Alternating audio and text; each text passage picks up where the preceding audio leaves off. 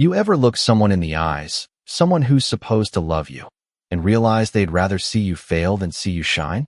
My name's Lucas. I'm 34 years old, a single dad of 2 incredible kids, and for the better part of my life, I've played second fiddle to my dad's golden boy, my older brother, Trevor. Growing up, our house wasn't divided. It was a monarchy, and Trevor was the crown prince. My dad made sure of it. If Trevor brought home a B+, it was because the teacher was unfair. If I brought home an A, I must have cheated. When Trevor got into trouble for stealing a kid's bike in middle school, Dad said it was just boys being boys. When I got caught doodling in a library book once, I wasn't allowed to go to my friend's birthday party for the rest of the year. I wish I was exaggerating. But if you've lived under a roof with an entitled parent and their precious heir, you probably know exactly the kind of double standard I'm talking about. It didn't help that Trevor had this ridiculous charm. He could lie through his teeth and still get adults to grin and pat him on the back. Me? I was quiet, bookish, always looking for approval in the wrong places. I used to think if I worked hard enough, stayed out of trouble, and made the right choices, I'd earn my dad's respect. Spoiler alert, I was wrong. Our mom passed away when I was 12. Cancer.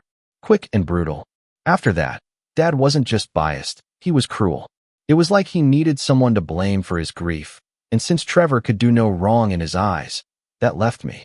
I remember standing in our dim kitchen after the funeral, wearing a suit that didn't fit, and hearing my dad mutter to himself, "At least she got to leave." I don't think he knew I was standing there. Or maybe he did. Either way, I never forgot it. Still, I stayed close. Maybe out of guilt. Maybe because I was afraid to admit how much I needed distance. I got married young. Too young, if I'm honest, and had my first kid, Ellie, at 24. My second, Liam, came 3 years later. Their mom left when Liam was a baby. No big story there, no scandal. She just wasn't built for motherhood and told me so one night over cold pizza and empty wine glasses. I respected the honesty, even if it broke me for a while. So yeah, I've been doing this dad thing solo for 6 years now. Anyway, I stayed in the same city, worked my way up slowly in the tech field. Nothing flashy, just grinding. Meanwhile, Trevor bounced from startup to startup, always convinced he was one big idea away from being a millionaire. Dad funded most of his ventures. One of them was a luxury pet grooming app. Another involved drones that delivered sushi. I'm not making this up. Every time Trevor failed, Dad just chalked it up to bad luck and gave him another chunk of his retirement fund. Me? I paid for community college by working overnight at a grocery store and doing freelance coding on the side. So when I say that getting this job offer was a big deal, I mean it. I'd spent 3 years working on this open source project that got some attention in the right circles. Then one day, I got an email from a major software company, one of those household names that makes people raise their eyebrows when you casually drop it into conversation. They were looking for a new regional project manager for their AI initiative, and my name had come up. At first, I thought it was spam. But no, it was real. The interview process took 6 weeks, 3 rounds, a technical assessment, and multiple Zoom calls. And I nailed it. The offer came through on a Tuesday morning. My hands were shaking when I opened the email. 6 figures, full benefits, a relocation package, and most importantly, flexible hours and remote options so I could still be there for Ellie and Liam. I cried. I genuinely sat on my couch, staring at the screen, and let myself cry for the first time in years. Not just because of the job, but because, for once, I wasn't invisible. I waited a day before telling anyone.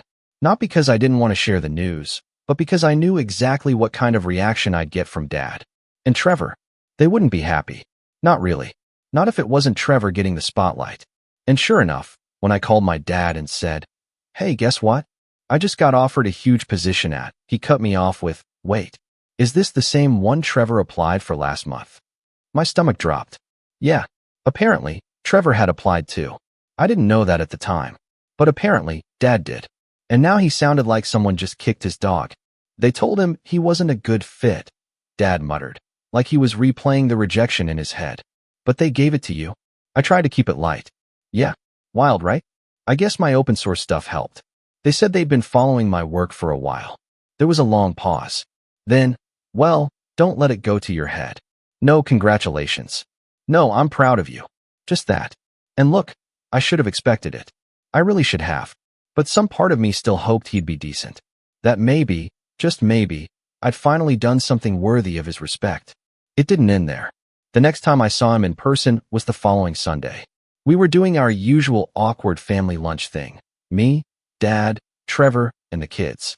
I brought Ellie and Liam because, despite everything, they adored their grandpa. And even though I had my issues with the man, I wasn't going to get in the way of their relationship. They didn't see the underhanded digs or the favoritism. To them, he was just Gramps, the guy who let them sneak cookies before dinner.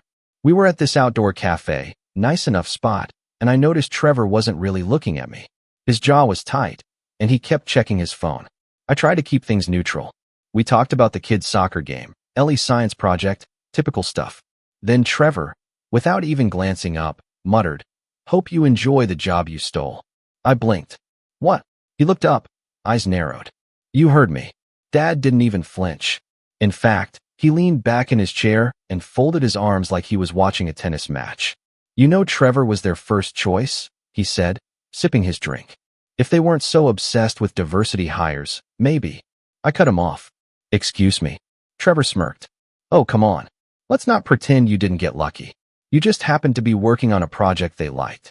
Doesn't mean you're more qualified. I didn't even know you applied, I said quietly. I got the offer on my own merits. Sure you did, Dad muttered. I looked over at my kids. Ellie was focused on her lemonade, but Liam was watching us with wide eyes.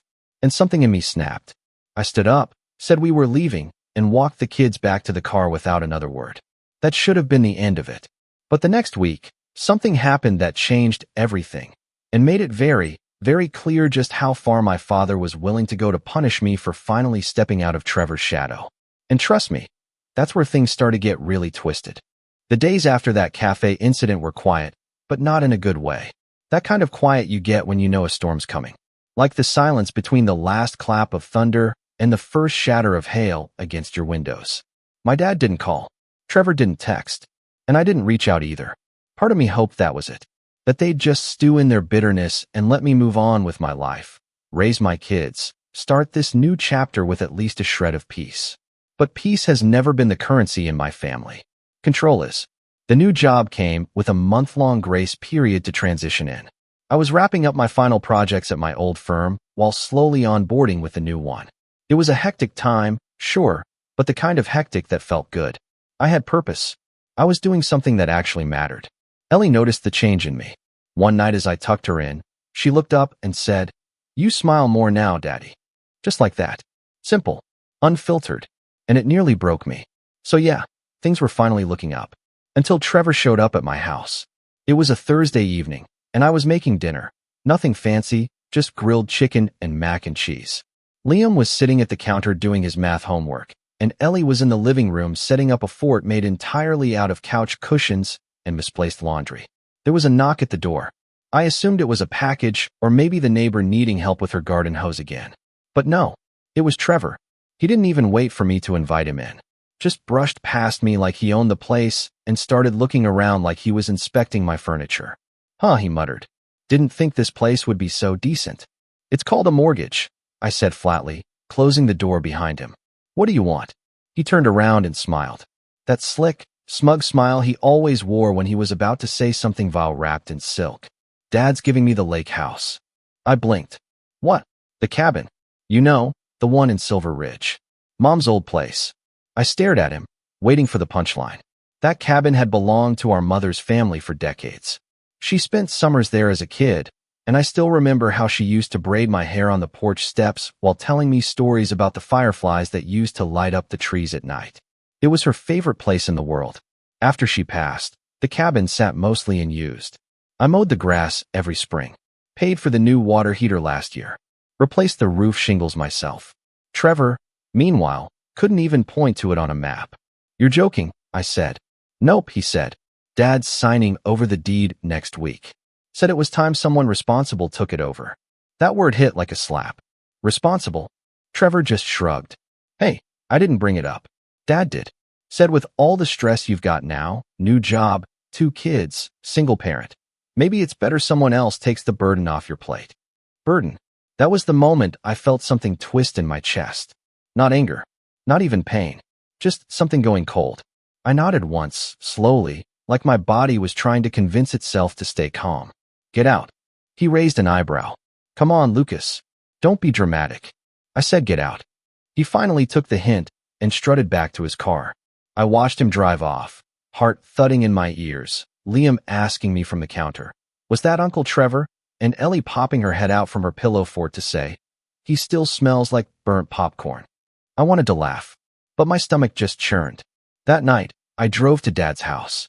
I didn't call first, didn't text, just drove through the dark, my headlights sweeping across old roads I'd traveled 100 times before. His porch light was on, and his truck was parked in the same place it always was, right beside Mom's old rose bush, now overgrown and half dead. I walked up, knocked once, then opened the door. He never locked it.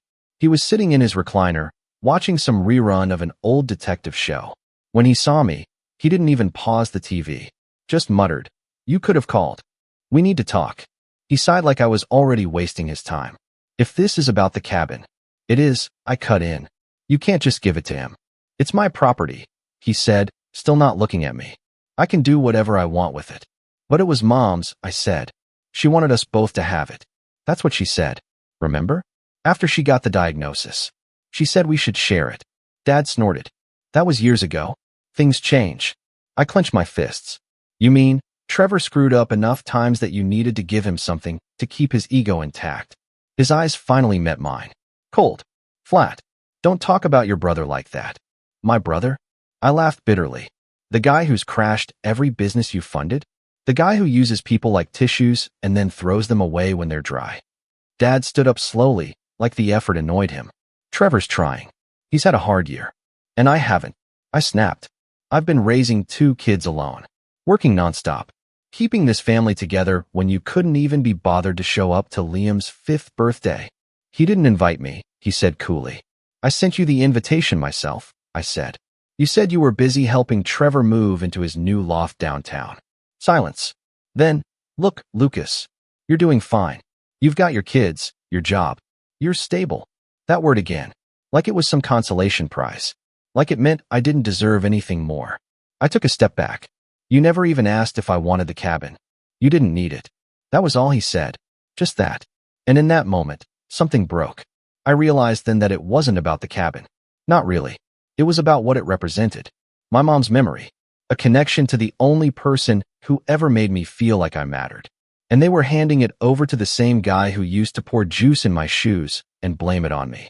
The same guy who once laughed when I cried at her funeral. The drive home was a blur. I barely slept. The next morning, I called my lawyer. Not to sue. Not yet. Just to ask questions. About inheritance laws. About property rights. About what could and couldn't be contested. And while we were on the phone, I told him something else.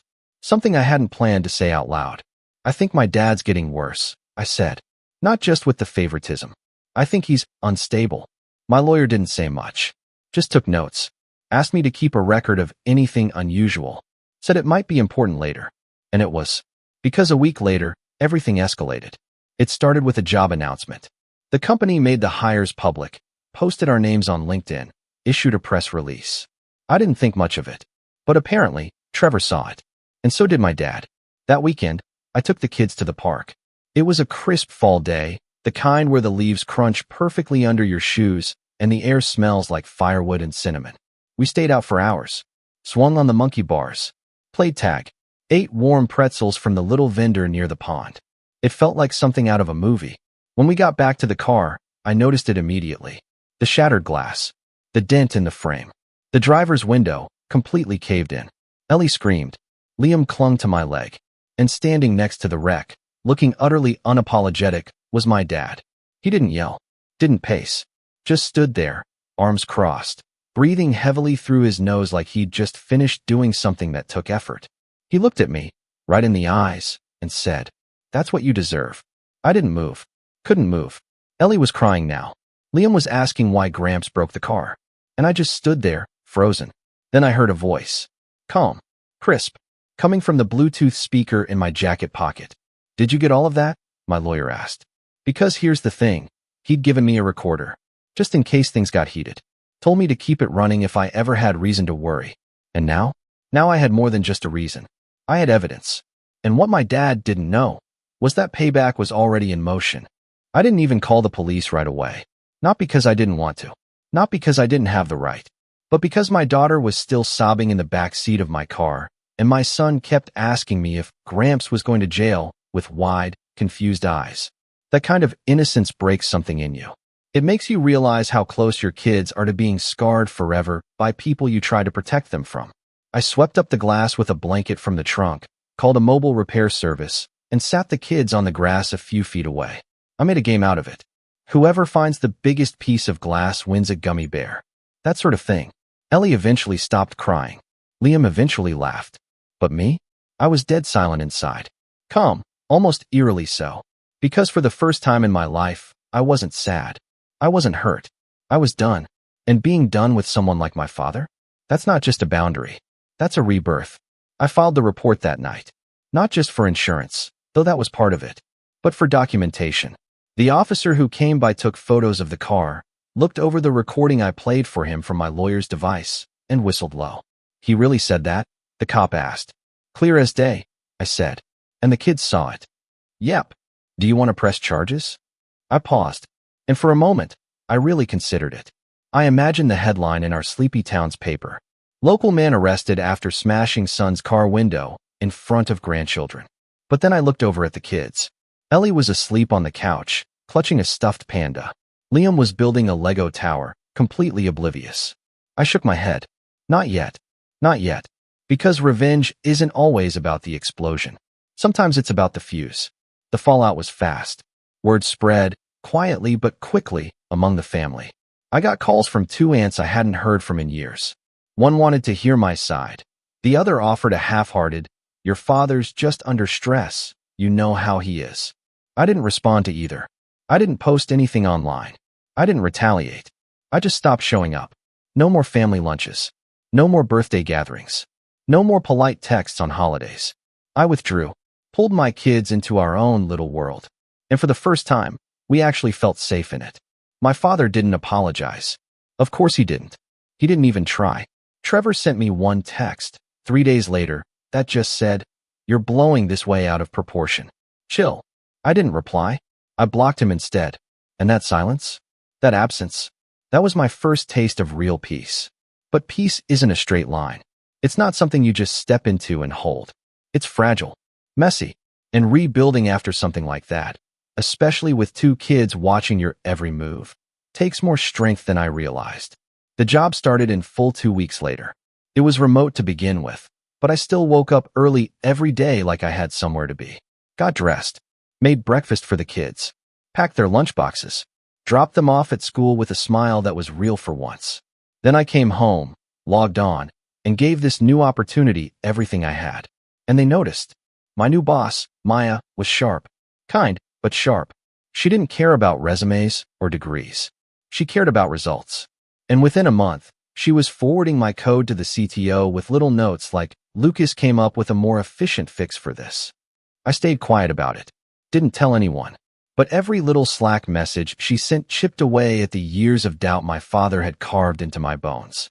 Then came the check. My first full paycheck from the new company. I opened the email with the stub attached, and my eyes actually blurred from how fast they welled up. It wasn't just the number. It was what it meant. That someone looked at my work and said, "This is worth something." Not because of who my brother was. Not because I had connections. But because I earned it. I took the kids out to celebrate that night. Nothing extravagant. Just a pizza place with those weird arcade games in the back. Liam won 2 stuffed animals. Ellie ate 3 slices of pepperoni and declared it the best day ever. And when we got home, she looked at me and said, "Are we rich now?" I laughed. Not rich. Just better. I could have stopped there. Could have let things drift into the past. Focused on my kids, my job, and the life I was slowly building. But life has a way of putting unfinished business back in front of you. The cabin came up again in early spring. I hadn't thought about it in months. I assumed Trevor had moved in, trashed the place, turned it into some party pad. But then I got a letter. A formal, stiff document with a heavy envelope and a law office logo stamped in the corner. Trevor was suing me. Apparently, he and my father had gone through with the transfer of ownership, but when Trevor tried to sell the place to fund his latest business venture, The county clerk flagged it. Something about a technicality. A lingering name on the deed. Mine. Turns out, Mom had done something smart before she passed. She had quietly added my name to the original deed as a co-owner with survivorship rights. It wasn't filed correctly, but it was enough to complicate things. Enough that Trevor couldn't sell the property without my consent. And now? Now he wanted me to give it up. The letter was full of threats. Intent to dissolve co-ownership. Failure to comply will result in further legal action. And my favorite. Given your current employment and parental obligations, we trust you'll want to avoid a prolonged court battle. I showed it to my lawyer. He read it, snorted, and said, "They have no idea what you've been building, do they?" I smiled. No, they don't. Because during those quiet months, while my father sulked in silence and Trevor kept crashing his financial sandcastles, I had been documenting everything. Every text, every voicemail, every old photo of the cabin showing me mowing the lawn while Trevor was off in Vegas. Every payment I made for repairs, supplies, maintenance. I had the receipts. I also had something else, stability. I wasn't the scared, scattered second son anymore. I had a good job, money in the bank, and a lawyer who believed in me. I had kids who looked at me like I was their world. And for the first time in my life, I believed I was worthy of that love. So I didn't respond to the letter. Not directly. Instead, I asked my lawyer a question. What would it take to keep the cabin permanently in my name? He looked up from his notes. You serious? I nodded. Dead serious. He leaned back in his chair. Well, in that case, we're going to need to play a little chess. And that's exactly what we did. Behind the scenes, we gathered evidence. Old wills, bank records, maintenance receipts, even a few emails from my mom, back when she was still alive, talking about how she wanted me to keep the cabin as a place of peace for you and the kids. They weren't notarized, but they were powerful.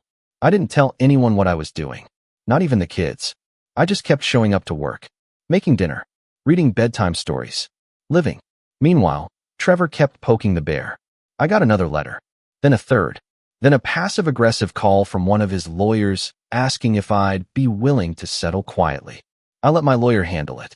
But the best part, the part that made all the quiet rebuilding worth it, was when Trevor showed up at my doorstep again. Only this time, he wasn't smiling. He looked tired, older, like life had finally started to take bites out of him. He stood on my porch, hands in his pockets, and said, "Can we talk?" I leaned against the doorframe. About what? He didn't answer right away. Then he looked me in the eye and said, "Dad's selling the house. Moving in with me." I blinked. Why? Property taxes. Too much maintenance. He says he's done. I didn't respond. Trevor shifted. He wants to talk to you. I'm sure he does. Lucas, come on. This has gone far enough. No, I said quietly. It hasn't even started. Trevor stared at me for a long moment. Then he said something I'll never forget. You think you've won, but this is just petty. And I smiled. Because for the first time in my life, I wasn't trying to win. I was trying to heal. But if they wanted a war, I had ammo. And they were standing in the blast zone. You ever have one of those dreams where you're back in a place you hate? An old school, a house, a job, but you suddenly realize you're not the same person anymore? That's how the next few weeks felt. I wasn't standing on the same shaky foundation anymore. I had traction now. Leverage. A sense of control I'd never felt before in that warped family dynamic. But I wasn't rushing anything. I knew I had one shot to do this right. One clean, undeniable shot. And I wanted it to land so perfectly that neither Trevor nor my father could twist the story when it was over. The first thing I did was visit the cabin. I didn't tell anyone. I dropped the kids off with their friend's mom. Ellie had a birthday party, Liam tagged along, and I made the 3-hour drive solo, windows down, music low. I hadn't been there since the summer before Mom passed. I remembered the exact turnoff, just past the rusted gas station with the broken vending machine and the faded Pepsi sign that hadn't lit up since 2003. When I pulled up to the cabin, I just sat there for a minute. It was quiet, untouched, still wearing that peaceful, haunting aura of a place full of ghosts, but not bad ones. The good kind. The kind that whisper instead of scream. The wooden deck was a little warped, but still sturdy. The porch swing creaked gently in the wind. There was a chipmunk staring at me from the steps like I was trespassing. I stepped inside and breathed it in. The faint scent of cedar and old books and the faintest hint of whatever air freshener Mom used to keep under the sink. I walked the perimeter slowly, ran my fingers along the windowsills, the frames, the table where she used to write postcards she never mailed. Everything was still here, everything she loved, and I realized that this wasn't just about revenge. It was about reclaiming something that had been stolen, again and again, until now. Back home, I got to work. First, I looped in Maya, my boss. I didn't give her all the details, just that there was a potential property dispute I'd been pulled into by family, and that I might need to be in and out for court dates or legal meetings. Her response? Family's messy. Handle it. Just keep me looped in if deadlines shift. She didn't even blink. That one email gave me more emotional safety than my father had offered in 34 years. Next, I reached out to someone I hadn't talked to since college, my old roommate, Ben. He was a real estate lawyer now, one of those people who quietly becomes wildly successful while keeping the same cheap sense of humor and obsession with fantasy football. We hadn't spoken in years, but the moment I explained the situation, he said, "Dude, I remember your dad. Yeah, I'll help. Just don't make me go back to that weird Thanksgiving you took me to." Ben joined my legal team unofficially, helping cross-reference the ownership loopholes, filing history, and all the possible legal paths we could take. He didn't charge me for it. Call it delayed payment for that time you helped me pass statistics. Together with my current lawyer, Ellen, who had the patience of a saint but the spine of a Navy SEAL, we formed what I started calling my quiet little rebellion committee. Every night, after the kids were asleep, I'd sit at the kitchen table with my laptop, papers, sticky notes, and a growing binder of ammunition. Because here's what we discovered. Yes, my father had tried to transfer full ownership of the cabin to Trevor, but he'd done it sloppily. The deed had been refiled, but not cleared through probate. Because my mother had passed without a full trust or will, she drafted one but never had it signed. All jointly owned assets were still in partial limbo, meaning any attempt to remove me from the co-ownership would need my signed consent, which I never gave. Add to that the paper trail, my mom's email notes, my old repair receipts, photos, texts. I even found an old voicemail she left me in 2011 that said, "Don't let your brother turn that cabin into a beer den."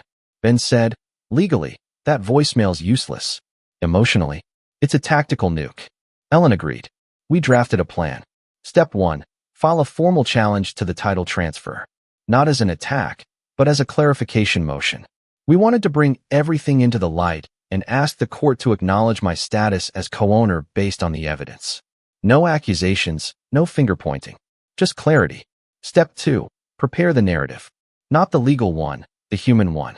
Because if this went public, if it reached mediation or even a small courtroom, I wanted the judge or mediator or anyone listening to understand exactly who Trevor and my father were. Not through insults, through facts.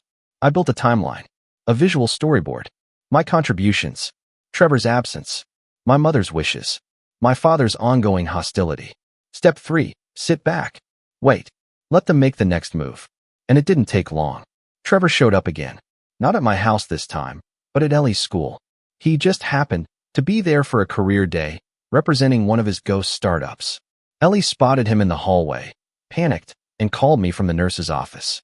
I arrived in under 15 minutes. When I got there, he was sitting outside the main office, scrolling through his phone like it was all normal. "What are you doing here?" I asked. "Networking," he smirked. "Your kid's school is full of future clients." "She's 9. He stood up, brushed off his blazer. "You need to chill out. You're making this bigger than it has to be. You tried to sell something that doesn't belong to you." He rolled his eyes. "It's not even about the cabin. It's about you finally thinking you're better than us." I didn't say anything, just looked at him. Then I smiled. Calm, quiet. The kind of smile that makes people nervous when they're used to you being silent. "You're going to wish you kept it about the cabin," I said. He stopped smiling. And that was the last time we spoke in person. Because 1 week later, the court summoned us for a preliminary hearing. And that's when I played my first card. The courtroom wasn't big. Just a small, wood-paneled room with buzzing fluorescent lights and a few rows of benches. Trevor showed up in a shiny suit that screamed "lease to own," and Dad came with him, stiff and scowling like someone had dragged him through a rainstorm. I sat on the other side. No suit, just a dark button-up and slacks. Clean, focused. When the judge asked to hear our positions, Trevor's lawyer launched into some overly dramatic pitch about financial burden and lack of contribution from the secondary co-owner. Then Ellen stood up, cool as ever, and presented a binder labeled Timeline of Property Stewardship, L. Carver. Inside were photos, receipts, dated emails, a notarized letter from my aunt who confirmed I'd been the only one maintaining the cabin since 2010, and a bullet-pointed list of every documented expense I'd paid out of pocket. When we laid out the maintenance costs alone, over $14,000 across 10 years, the judge raised his eyebrows. When we added the informal agreement between my mother and I, including her own handwritten note from a birthday card that said, "You take care of the cabin better than anyone. It's your place now," he nodded. Trevor looked like he wanted to vanish into his necktie. But the best moment? The judge asked, "Mr. Carver, do you have any response to these records?" Trevor opened his mouth, then looked at Dad, then closed it again. Because there was nothing to say. We left the courtroom that day without a decision, but I knew the tide had shifted. And now it was my turn to set the next piece in motion. Because I wasn't done yet. See, while Trevor had been busy scrambling to cover his tracks, I'd been doing a little digging of my own. About Dad. About his finances. About how he was quietly trying to transfer not just the cabin, but all his remaining assets into Trevor's name, including the house, his remaining savings, and a few small stocks. He was cutting me out entirely. And legally, he could. But not if we proved manipulation. Not if we proved coercion. Not if we exposed it all before he could finalize the transfers. So I filed one more motion. Not to claim the assets, but to contest the competency of his decisions regarding the estate, based on clear favoritism, documented aggression, remember the smashed window, and a history of biased treatment that endangered the emotional well-being of his minor grandchildren. The motion didn't accuse him of being unfit. It simply asked the court to delay any estate transfers until a formal review could be completed. A review that would involve interviews. Interviews with me, with Trevor, and with my kids. And trust me, Ellie doesn't forget much, especially when it comes to people who make her cry. This wasn't just about a cabin anymore. This was about history, about legacy, and finally, about justice. And what came next? That's where things got serious. Because the minute Dad found out what I was doing, he didn't just get angry. He got desperate. And that's when everything started to unravel. The call came 2 days after the motion was filed. I was finishing up lunch with my kids, grilled cheese and carrot sticks, nothing fancy, when my phone buzzed. It was a number I didn't recognize, but I answered anyway. On the other end was a tight-voiced woman from a law office representing my father. She didn't introduce herself, didn't make small talk. She just said, "We'd like to know your terms for withdrawing the competency motion." I paused, letting her words hang in the air like steam off a hot mug. "My terms." I repeated. "Yes," she said. "Mr. Carver would prefer to avoid a public hearing." I looked out the window at my backyard.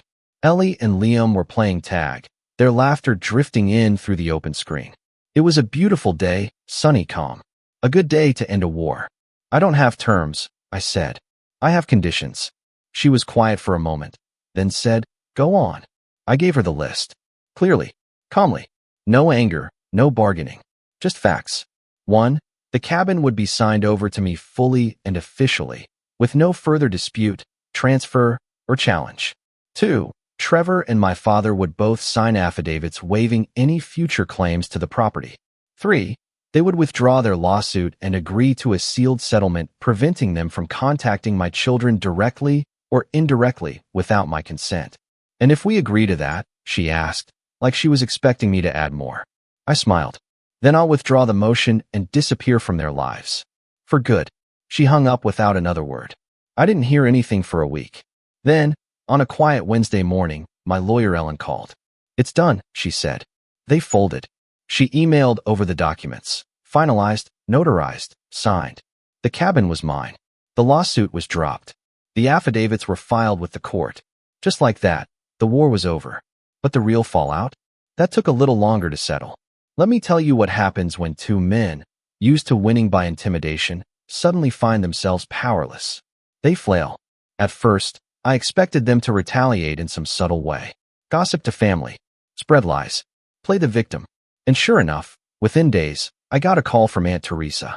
"Lucas, what on earth happened?" she asked, voice tight with drama. "Your dad says you're trying to destroy the family." I laughed. "Tell him the family destroyed itself." I just walked out of the fire. She didn't call again. Neither did anyone else. My father tried to reach me once more, a short email that read, "You're making a huge mistake. One day your kids will hate you for keeping them away from their grandfather." I didn't respond. I printed it out, slid it into the binder with everything else, and moved on. Because here's the thing they never expected. My revenge wasn't loud. It wasn't explosive or messy or cruel. It was clean. It was legal. It was documented, structured, and strategic. I used their own arrogance against them. Their own actions. Their own words. That recording from the day he smashed my window? I never had to play it in court. But I submitted it anyway, attached quietly to the original motion, labeled as Exhibit B. Just in case. And it's still there. Part of the public record. A permanent echo of his failure. As for Trevor, last I heard, he burned through the last of Dad's savings trying to launch a cryptocurrency for pet influencers. You think I'm joking, but I'm not. Barkcoin never made it out of beta. He's living back in Dad's house now. The big one. The one Dad tried to leave him in the will before the court froze all transfers. Apparently, it needs a new roof. Mold in the basement. Foundation issues. No one's touched the property taxes in over a year. I got a letter from the county asking if I'd be willing to buy it at auction when it inevitably goes up for default. I declined. Let them live in the ruins they built. As for me, I kept the cabin. Not just legally, but spiritually. I took the kids up there the following summer. Fixed the shutters. Sanded the porch swing. Ellie painted rocks and lined the garden path. Liam found a squirrel and named it Trevor. We laughed so hard that day, I thought my chest would burst. One night, I stood on the back deck watching the sun dip behind the trees, the lake catching the colors like a mirror. Ellie came out, holding her blanket, sleepy-eyed. "Do you think Grandma would be proud of you?" she asked softly.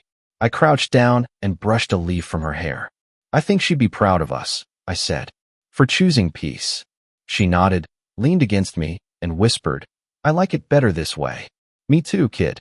Me too." We still go there every year. Just the three of us. No drama.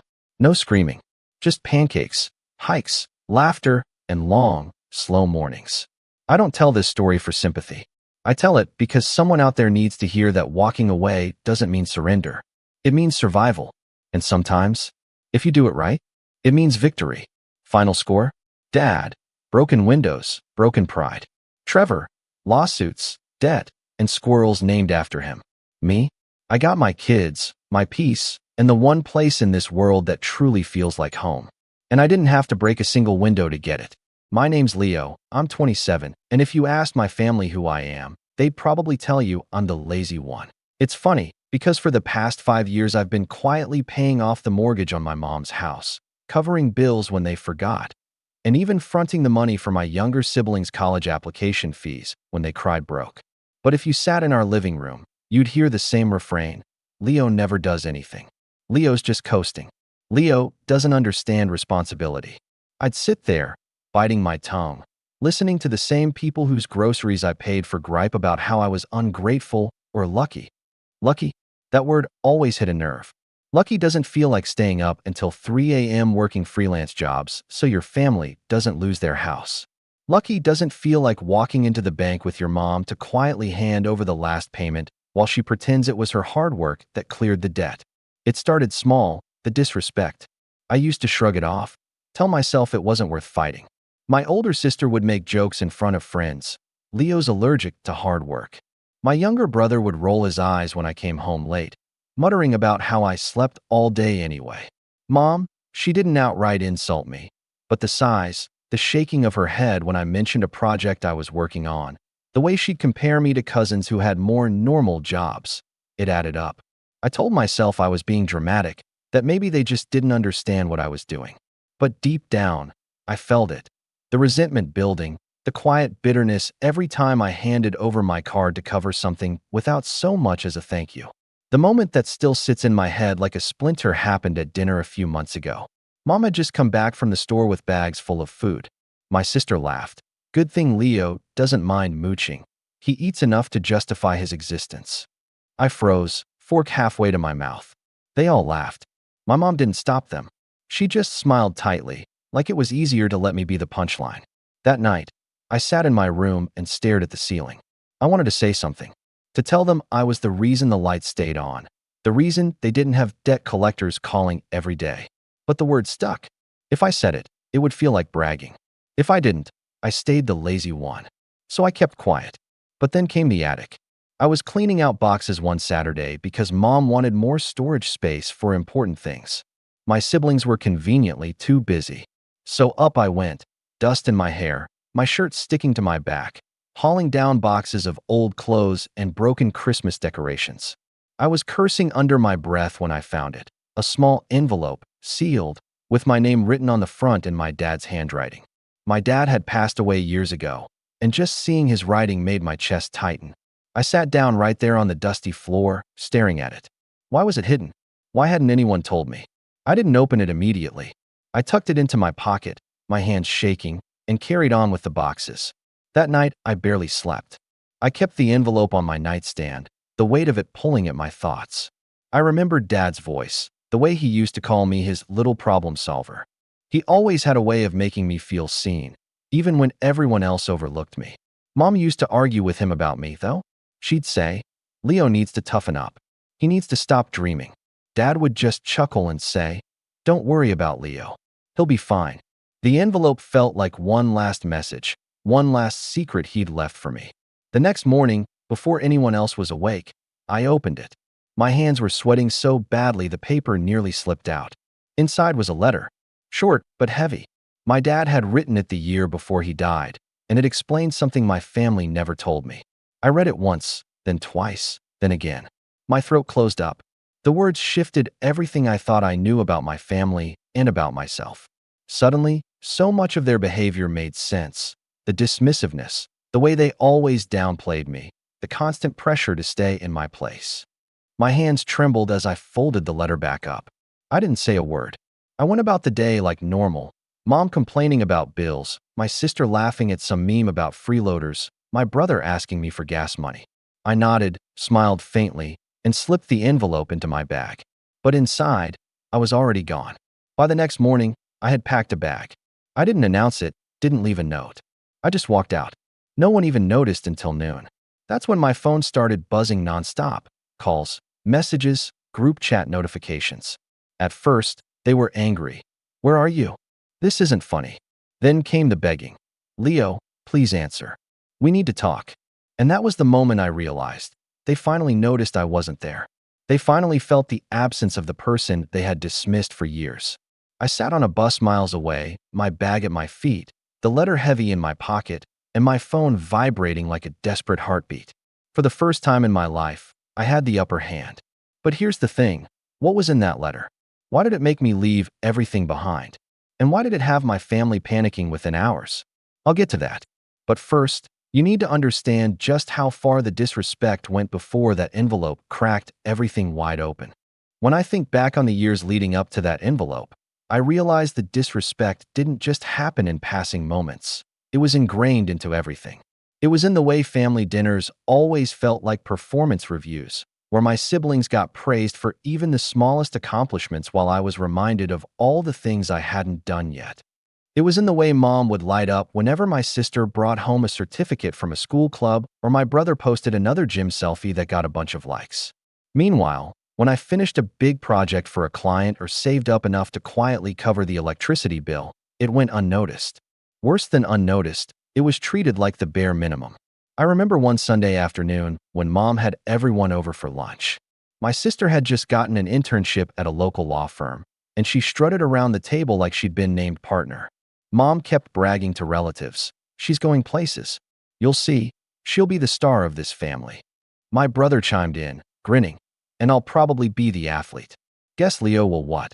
Keep the couch warm." The table erupted in laughter. I forced a chuckle, but inside my chest burned. They didn't know I had just landed a contract worth more than that entire internship would pay her all summer. But if I said it, I'd look like I was trying too hard. If I stayed quiet, I was the lazy brother with no direction. That's how it always went. I was the shadow that made their light shine brighter. The favoritism wasn't just in words. It seeped into actions, too.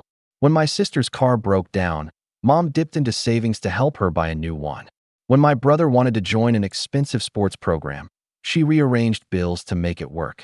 When I needed a small loan to upgrade some equipment for my freelance jobs, she shook her head and said, "Leo, you need to learn to manage your money better."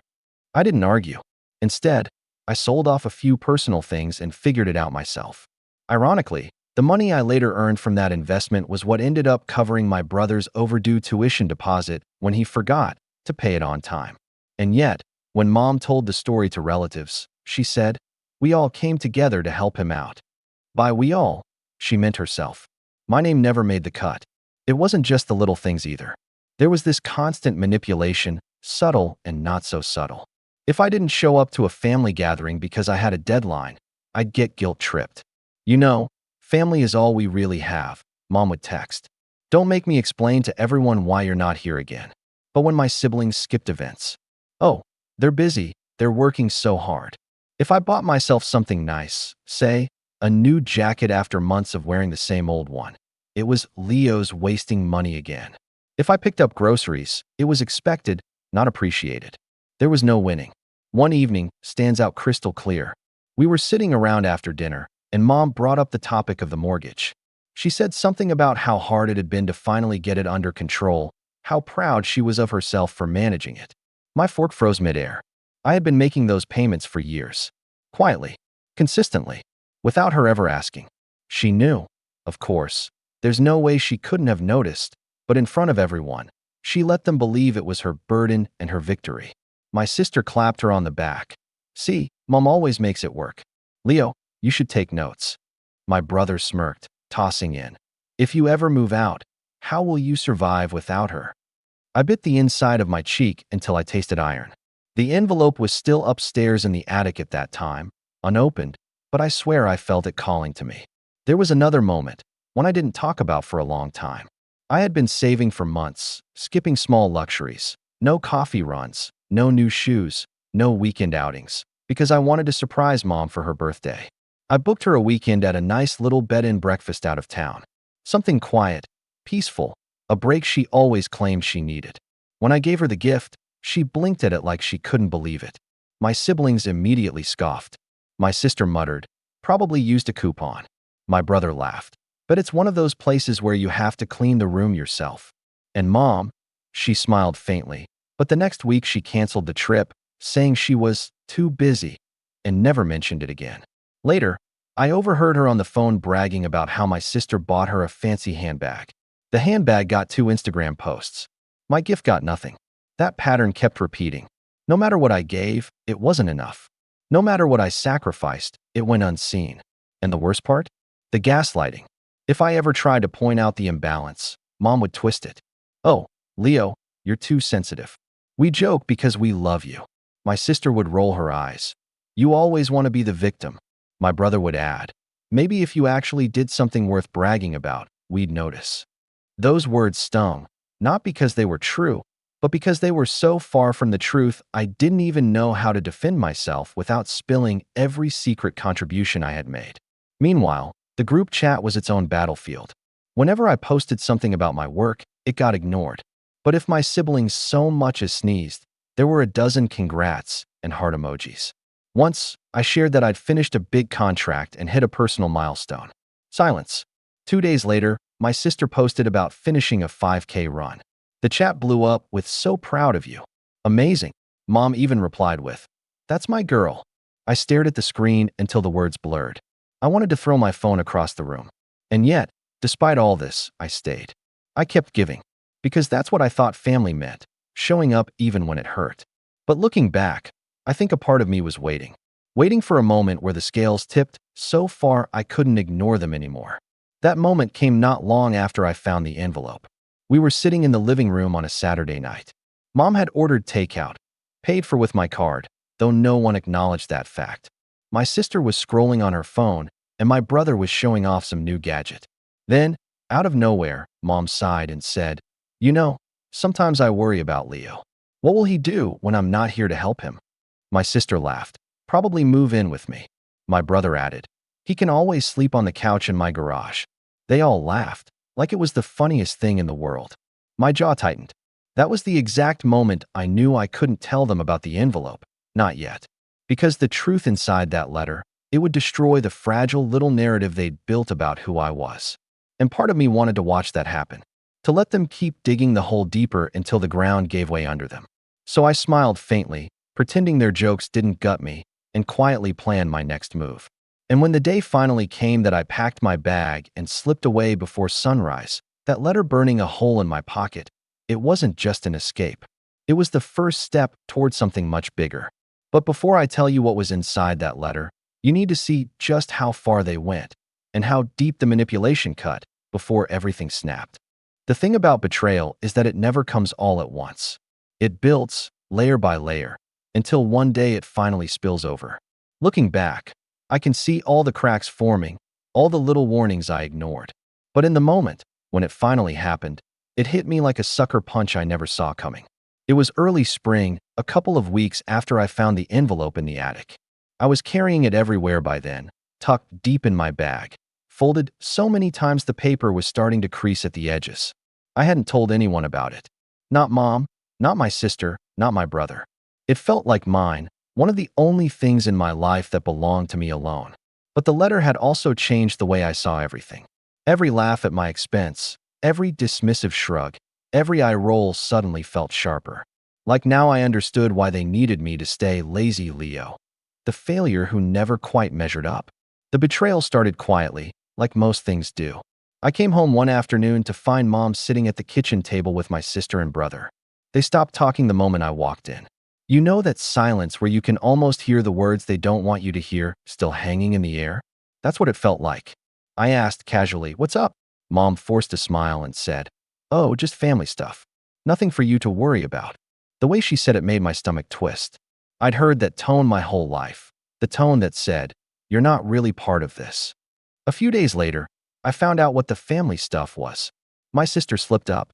She was bragging to a cousin about how Mom finally agreed to put the house in our names. Well, mine and my brother's. About time. I froze when I overheard it. Put the house in their names? Our names? I'd been the one making payments for years.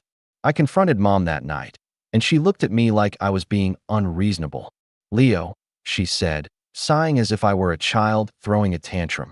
"You know how unreliable your work is. The house has to stay secure. Your sister and brother will take care of it." I just stared at her. My voice came out low, steady, but shaking inside. "Take care of it? I already did. I paid it off." For a split second, her mask cracked. Her eyes flickered, like she didn't expect me to say it out loud. But then she recovered, shaking her head. "You've contributed, yes. But it's not the same. Your siblings are more stable." My sister smirked from the couch, not even trying to hide it. My brother added, "Don't worry, Leo, we'll let you crash here if things ever get tough." That was the first time I felt it.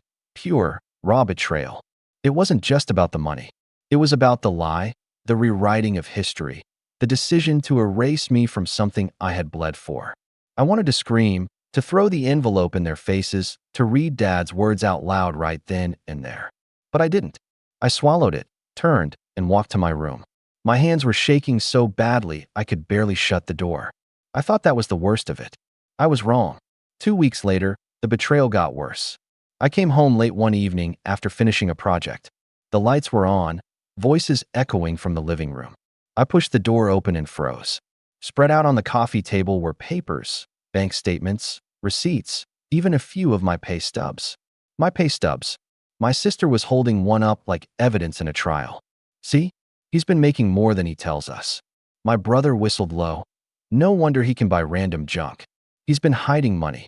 Mom just sat there, tight-lipped, like she was the judge presiding over my sentencing. My heart pounded. "What are you doing with my stuff?" I demanded. Mom didn't flinch. "We found them while tidying up. You should have been honest, Leo. Family doesn't hide things." I laughed bitterly. "Family doesn't snoop through my room either." My sister jumped in, her voice sharp. "You've been lying for years. Pretending you're broke, making us feel guilty for asking for help, when you've been hoarding money all this time." I couldn't believe what I was hearing. "Oh, hoarding? Are you kidding me? Who do you think covered your tuition deposit last year? Who do you think paid for the groceries last week? Who do you think?" Mom cut me off. "Enough. We're not ungrateful. But you can't keep secrets from us. This family needs transparency." Transparency. That word made me want to break something. I had been transparent my whole life, in the form of being invisible. They only noticed me when they needed something, when my wallet was the answer to their problems. And now, because I hadn't broadcasted every penny I made, I was suddenly the villain? The room blurred for a second, my chest tight. That's when my sister delivered the blow that would stick with me forever. She leaned back, smirking, and said, "Honestly, it's pathetic. You're almost 30 and you still don't have a real career. You hide behind your little projects and then act like you're doing us a favor. Maybe you should just give mom control of your finances so they're not wasted." I swear the air went out of the room. Give mom control of my finances. My hard-earned money, the only thing I had that was mine? My fists clenched so tight my nails dug into my palms. My brother snickered. Not a bad idea. Then at least the money would go to something useful. And mom didn't disagree. She just sat there, staring at me like it was a reasonable suggestion. That was the moment. The exact second something inside me snapped. I didn't yell. I didn't cry. I just went cold. My voice came out like ice. You want control? Fine. You can control the groceries, the bills, the house, all the things I've been paying for. But my money? My work? That's mine. My sister rolled her eyes. Relax. We were just saying. I cut her off. No, you weren't just saying. You were planning. They didn't answer. Their silence was louder than any confession. I walked out of the room, into mine, and shut the door. I sat on the bed, shaking, staring at the bag where the envelope was hidden. For years, I had kept quiet. For years, I had let them paint me as the lazy one, the ungrateful one, the shadow in the family portrait. But now I had proof in Dad's own handwriting, that everything they thought they controlled wasn't theirs to take. That night, I didn't sleep. I stared at the ceiling, listening to their muffled laughter down the hall, and I knew something had broken, something that couldn't be fixed. And as the first light of dawn crept through the blinds, I made a decision. The envelope wasn't just mine anymore. It was my weapon, but I wasn't going to use it yet. Not until they pushed me one step further. And believe me, they did. When people talk about hitting rock bottom, they usually describe a single moment, like falling off a cliff and landing hard. But for me, it didn't happen all at once. It was more like being buried alive, inch by inch, until I realized I couldn't breathe anymore. After the night they suggested mom should take over my finances, something in the house shifted. It wasn't just the betrayal of them digging through my private things. It was the way they carried on afterward, as if nothing had happened. As if they hadn't crossed a line they could never uncross. The morning after, Mom greeted me in the kitchen with her usual flat smile. "There's cereal," she said, sliding the box across the table. Like she hadn't sat there the night before while my sister called me pathetic. Like she hadn't considered taking the one thing I had left that was truly mine. My brother wandered in, yawning, ruffling my hair like I was still a kid, and said, "Don't stress about last night, Leo. We're just looking out for you. Looking out for me." The phrase made my stomach twist. They weren't looking out for me. They were circling me, like vultures waiting for something to die. That week was suffocating. Everywhere I turned, I felt the weight of their judgment. My sister started dropping comments in group chats about how unfair it was that some of us carry more responsibility than others. My brother made jokes in front of his friends about how I was the family ghost, always around, never really seen, but somehow haunting the fridge. And Mom, she doubled down on her subtle digs.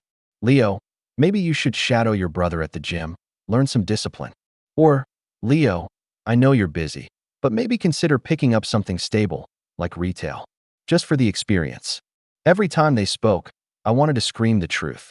That I was the reason their lights stayed on, the reason Mom had a roof over her head, the reason my siblings had a chance at their future. But I didn't. I kept swallowing it, letting it sit like a stone in my chest. Because a part of me had already decided they weren't worth the explanation. But silence came at a cost. The stress started eating me alive. I stopped sleeping. My appetite vanished. I'd wake up in the middle of the night drenched in sweat, heart pounding, convinced someone was going through my things again. I kept the envelope tucked under my pillow now, like a child with a secret treasure, terrified it would be stolen.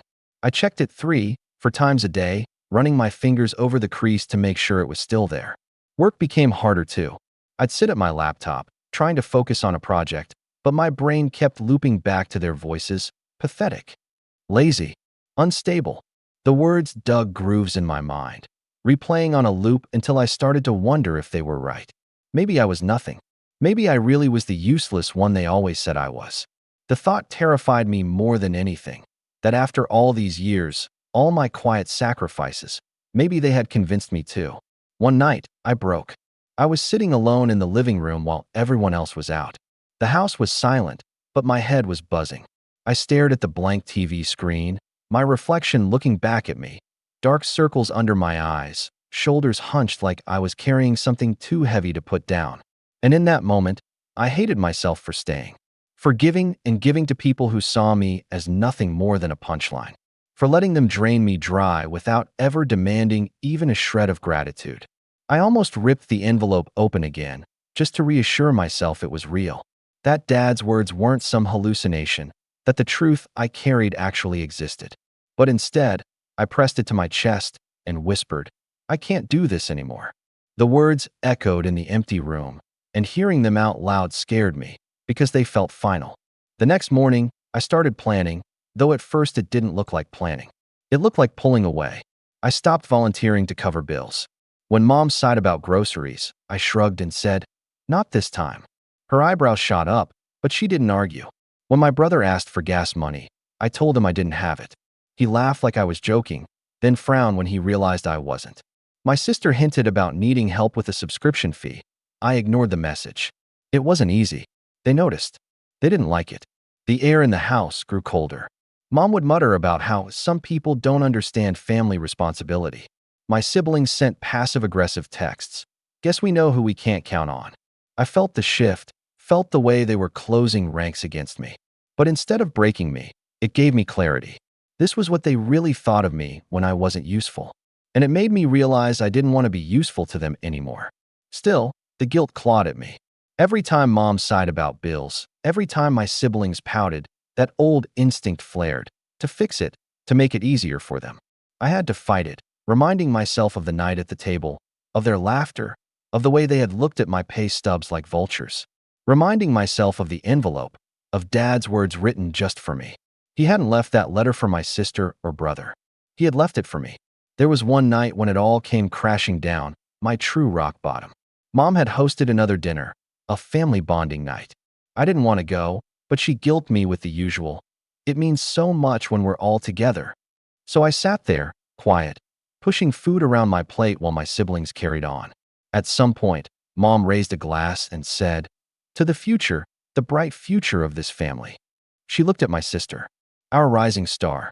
She looked at my brother, our athlete, our fighter. Then she glanced at me, her eyes lingering just long enough to twist the knife, and said nothing. The table clinked with laughter and cheers, glasses raised high. Mine stayed on the table, untouched.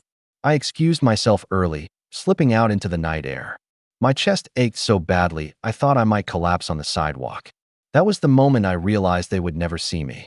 No matter what I gave, no matter what I did, they would never raise a glass for me. I could hand them the world, and they'd still call me lazy for not doing it with a smile.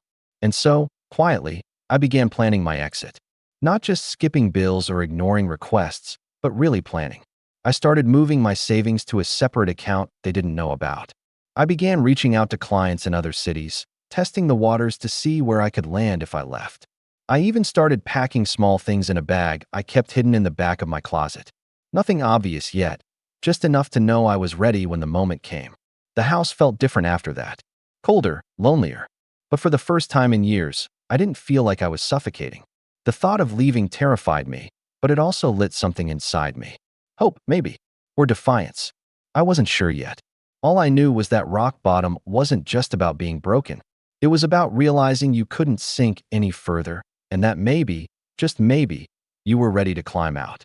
And as I lay awake that night, staring at the envelope under my pillow, I whispered to myself again, "Not much longer."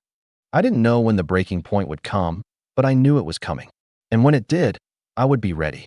The thing about hitting rock bottom is that, after the dust settles, there's only one direction left to go. At first, it didn't feel like a rise. It felt like survival. My mornings were still heavy, my nights restless. But slowly, almost imperceptibly, things began to shift. It started with small acts of reclaiming myself. The first time I said no to covering groceries and didn't flinch when Mom sighed, I felt something flicker inside me. Power, maybe. The first time my brother asked for just 20 bucks, and I shrugged without offering, I caught the brief flicker of annoyance in his eyes, and it felt like a victory. Not because I wanted to hurt them, but because I wasn't bleeding myself dry anymore. I poured that energy back into my work. For years, I had treated my freelance projects like something temporary, something I had to justify to my family. But now, I leaned into it with both hands. I picked up extra clients. I invested in better tools. I even started networking online, joining communities of people who actually respected the kind of work I did. The first time someone messaged me, saying, "Hey Leo, I've been following your work. It's inspiring," I stared at the screen for a long time. It felt foreign, hearing respect without strings attached. And then the money followed. At first, just a little more than usual. Enough to pay my bills comfortably and still have some left over. Then a bigger project landed, a contract from a company out of state that wanted me to work on a long-term basis. The kind of job that could change everything. I remember the night I signed it. I sat alone in my room, the contract glowing on my laptop screen, my heart pounding. I wanted to shout, to tell someone, to share the win. But I didn't. I closed the laptop, leaned back, and let the quiet pride wash over me. This win was mine. I started saving aggressively. Every paycheck, I funneled into the hidden account. Watching the numbers climb gave me a kind of satisfaction I'd never felt before. It wasn't just about money. It was about proof. Proof that I wasn't who they said I was. Proof that I could stand on my own. The envelope stayed with me through all of it. Every time I questioned myself, every time my sister's smirk or my brother's laugh echoed in my mind, I'd pull it out and reread Dad's words. They grounded me. They reminded me why I was doing this. The letter wasn't just a secret anymore. It was a compass, pointing me toward a future that was mine, not theirs. Of course, the family didn't notice the changes at first. They were too wrapped up in themselves. My sister had started her law internship, strutting around like she owned the world. My brother was busy chasing some new athletic dream, posting pictures online with captions like "Rise and Grind." Mom was still playing referee, praising them at every turn and tossing me scraps of attention only when she needed something. To them, I was still lazy Leo, the kid who never left his room. But I noticed how I no longer felt my chest tighten every time the mail came because I wasn't scrambling to cover bills. I noticed how I could buy myself a decent meal without guilt. I noticed how my work stopped feeling like a secret shame and started feeling like a future. And then, something unexpected happened. One of my clients flew me out to meet their team. It was the first time I'd traveled for work. I didn't tell my family. I just packed my bag, boarded the plane, and went. For 3 days, I was treated with respect. People shook my hand, asked for my opinion, valued my skills. I was no one's punchline there. On the last night, the team took me to dinner, and the manager raised a glass. To Leo, our problem solver. The words hit me so hard I almost choked. Problem solver. That was exactly what Dad used to call me. I smiled, raised my glass, and for the first time in years, I believed it. When I came home, I didn't tell them about the trip, but they noticed something was different. My sister raised an eyebrow when I walked in wearing a new jacket, one I'd bought with my own money without guilt. My brother asked, half joking, "Win the lottery or something?" I shrugged. Mom gave me a look, narrowed eyes, calculating, like she knew something had shifted but couldn't put her finger on it. The more I pulled away, the harder they pushed. Mom guilted me about missing family dinners. My sister sent messages dripping with sarcasm. "Don't work too hard, Leo. Wouldn't want you to strain yourself." My brother poked at me, trying to drag me into arguments. But their words didn't land the same anymore. I wasn't starving for their approval. I had proof, in contracts, in paychecks, in savings, that I was more than what they thought. The cracks in their control showed one night at dinner. Mom brought up finances again, complaining about bills. My sister sighed dramatically. Well, if Leo would finally step up, I cut her off. "Come, steady. I have stepped up. More than you know. But from now on, I'm only taking care of myself." The room went silent. My sister's mouth hung open. My brother snorted like I was bluffing. Mom looked at me with something close to panic flickering in her eyes. That was when I realized the truth. They needed me more than I needed them. They always had. From then on, I walked lighter. I started eating meals out, just to taste freedom. I bought a new laptop, an investment in my future. I even started looking at apartments online, scrolling through listings late at night, like they were windows into a new life. And the more I rose, the more the resentment at home grew. My siblings couldn't stand it when I brushed off their comments. Mom couldn't handle not knowing where my money was going. The balance of power was shifting, and they felt it. But I didn't flaunt it. I stayed quiet, steady, patient, because I knew the real power wasn't in showing them yet. It was in knowing I could. And all the while, the envelope sat in my drawer, waiting. Dad's words, my final card to play, the one truth that could shatter everything they believed. I wasn't ready to use it, not yet. I wanted them to push just a little further, to reveal just how far their greed and entitlement would go. Because the higher I climbed, the harder they were going to fall. And as much as I had started to taste success, I knew this was only the beginning. The rise was mine, but the reckoning was still to come. The more I pulled away from my family, the more I noticed two things. First, they were far more dependent on me than I ever realized. And second, their entire sense of control over me was built on assumptions that I would always cave, always give, always stay. The day I stopped feeding into that system, the cracks started to widen. It began with the bills. I hadn't paid for groceries or utilities in weeks, and suddenly the fridge was empty, the Wi-Fi cut out, and Mom was scrambling. I overheard her on the phone one night whispering frantically to my sister, "I don't know how I'll make this work without Leo pitching in." I sat in my room, silent, staring at the glow of my savings account on my laptop screen, and it struck me. I wasn't powerless. I was the one holding the strings all along. That realization grew into something bigger the day I got a call from the company I had signed that long-term contract with. They wanted to extend me an offer, full-time, remote, with benefits, and, if I was open to it, relocation support. It was more money than I had ever seen in my life, enough to fund my independence without ever needing to look back.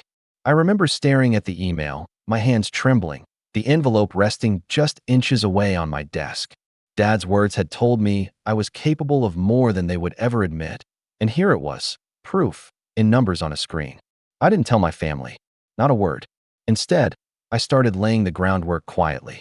I opened a new account under my name only, rerouting payments there. I spoke with a real estate agent in another city, pretending to just be curious, but really scouting my options.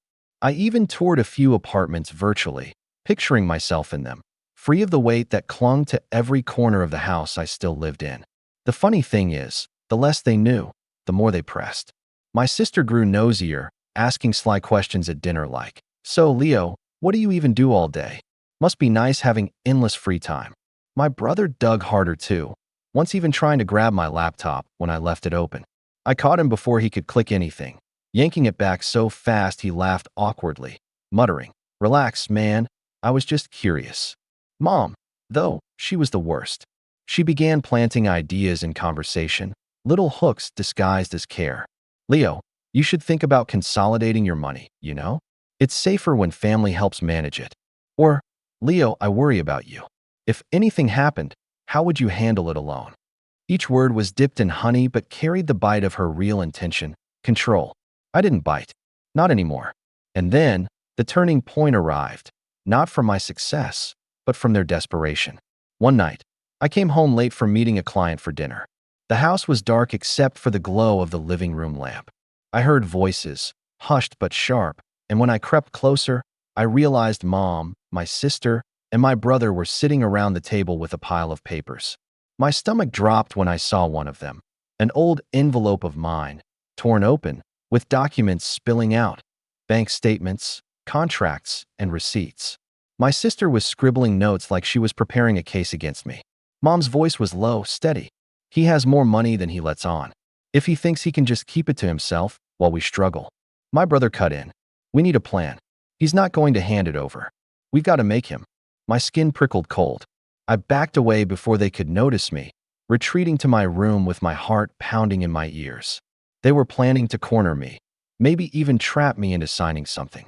And that's when it hit me, the letter.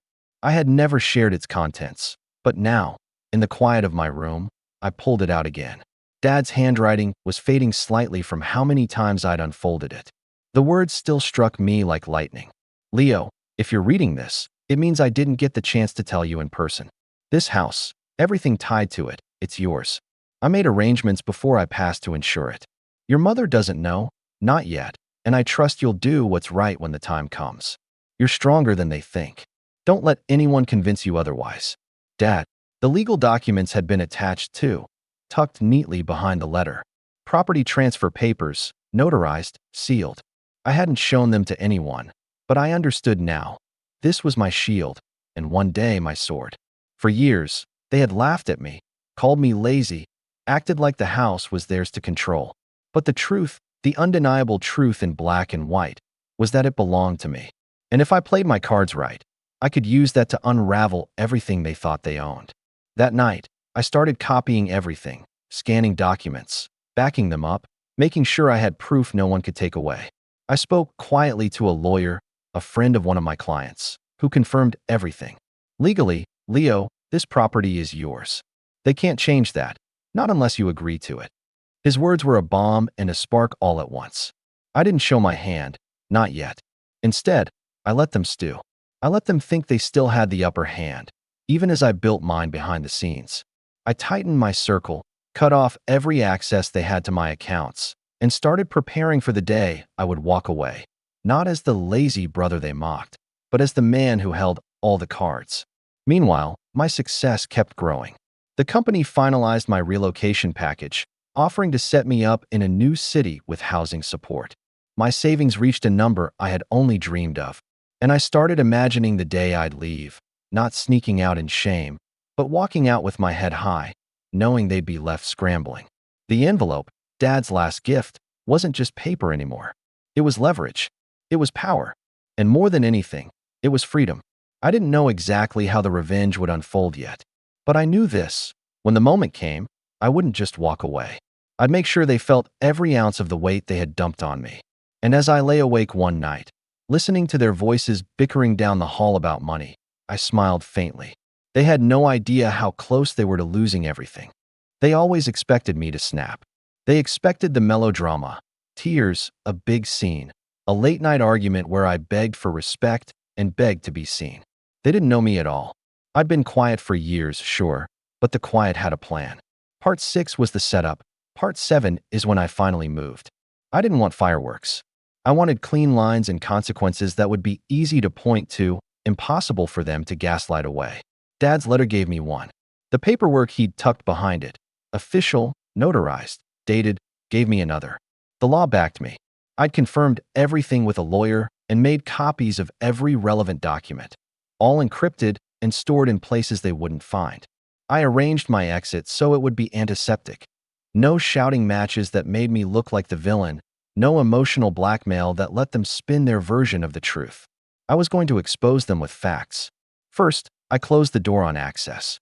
I changed passwords, moved money, canceled any joint cards they'd used, and, most importantly, I changed the utility authorizations so my name was the only one on the accounts. It wasn't vindictive, it was practical. If they'd been draining the house and planning to wrest control, I didn't want a single wire or bill to keep me tethered. I set up automatic payments for things I was still legally obligated to cover for a limited time. Not forever, just long enough to prevent an immediate emergency that could be blamed on me later. I wasn't cruel. I was deliberate. Then I engaged the lawyer quietly to start a formal transfer process.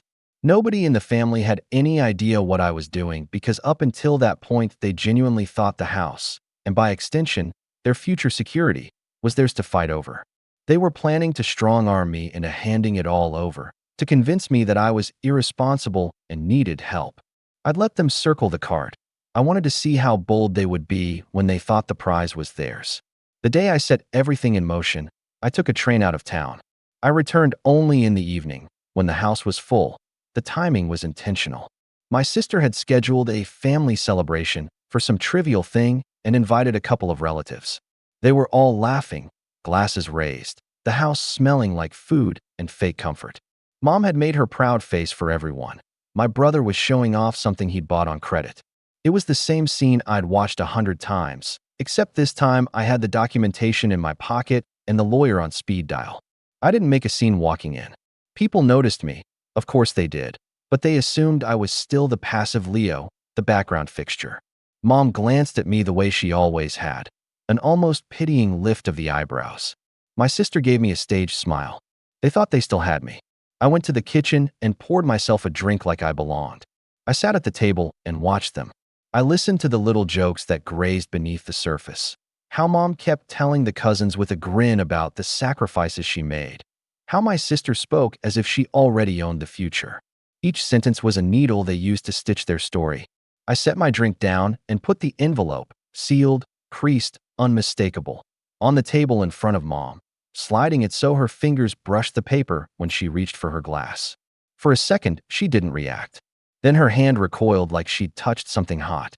My sister's smile faltered. The room's volume washed lower, but didn't stop. Someone asked, "Leo, what's that?" in the kind of voice you use when you think the answer will be a joke. I kept my voice steady. Calm feels dangerous to people who are used to chaos. "Open it," I said. She laughed a little, brittle. "What is it? A bill?" She stopped, because the envelope had my name on it in Dad's handwriting. That paused the room. People loved drama, but they hated anything that could not be easily reshaped into the narrative they preferred. They looked from the envelope to me like they were trying to see what angle they could twist it into later. Mom broke first. Her fingers trembled as she slit the flap and pulled out the folded paper. I let her read, let the silence do the work as she took in the words. Her face went colorless. My sister leaned over, demanding to see. My brother stood up like he might grab it from her hands. "Don't," I said. They froze. The command had an edge to it they weren't used to hearing. I watched Mom read the part where Dad explicitly named me and arranged the transfer. I watched the smile die on her face as she realized she hadn't been lied to so much as purposely excluded. That realness, Dad's handwriting, the legalese, was the opposite of rumor. It could not be smoothed away by a later bedtime apology. "How?" Mom started, then swallowed. The words didn't come easy. She looked like someone discovering a tooth had fallen out. Surprised, then embarrassed, then angry. "Dad arranged it before he passed," I said simply. "He left instructions with a lawyer. This transfer was notarized. He wanted me to have the house." My sister's voice rose, the superiority and entitlement that had never left her coming to the surface. "What are you saying? That he left it to you? That can't. Why would he? Why would he?" I echoed. "Because he trusted me. Because he knew what would happen if he didn't. He knew who would try to take it." I kept my eyes on her, quietly naming them. Sometimes naming is its own punishment. They had to hear themselves described. The room tried to rebalance, to twist the story. "Are you sure?" my cousin asked, because people always ask that when a truth is inconvenient. "Maybe the lawyer made a mistake?" "I confirmed with the lawyer 2 weeks ago," I said. "Everything's in order. The property is legally mine." The laughter that had been in the room faded. For the first time in years, their faces had to reconcile cold facts with their preferred illusion. It wasn't pleasant. Mom's mouth worked like she was rehearsing a protest, a performance she'd used successfully before when someone else dared challenge the narrative. My sister's jaw clenched. My brother looked like he might say something cruel to cover his shock. But the truth had already done what it needed to. It had dismantled the bedrock of their assumptions. They'd been relying on the unspoken rule that I would always give, that my life was an endless resource. The letter removed that assumption. I didn't plan to strip them of everything in one public act. Revenge, to me, was far better executed as a series of small, precise moves that left them exposed and scrambling, rather than a single theatrical takedown that let them paint me as unstable. So I executed the next phase quietly, smartly. First, I froze their access to certain house-related bank accounts. The accounts in question were the ones they had been using to funnel their emergencies through. I had the legal standing to reassign authorization on the house-related accounts because the property legally belonged to me. I didn't do it out of spite so much as to protect the asset and force their dependency to show its teeth. The moment I initiated the freeze, I called the lawyer and had a formal notice drafted that explained the reassignments and the legal justifications. It was professional and unemotional. Angry people sound ridiculous when they try to argue with paperwork. Then I waited to see how they'd react. Power, I'd learned, is often revealed in how people scramble when comfortable sources of support vanish. My sister started with texts, passive-aggressive, then pleading, then threatening. "You have no idea what you're doing to Mom," she wrote. My brother phoned his friends, trying to marshal sympathy. Mom sent me a message that went from pleading to bargaining. "Leo, please, you don't have to do this. We can talk. I made mistakes, but I responded once, concise. We've had plenty of time to talk. This is legal. I'll discuss terms through my lawyer. When they realized the legal path was immovable, panic moved into bravado. My sister tried to rally relatives, spinning the story into a morality play. The poor mother. Her son is heartless. I watched as my carefully backed up documents were turned into talking points for pity. It was pathetic and sad. The best part wasn't the panic. It was watching them attempt to rebuild their narratives only to be cut off by evidence. They tried the old tactics: guilt, public shame, claims about my instability.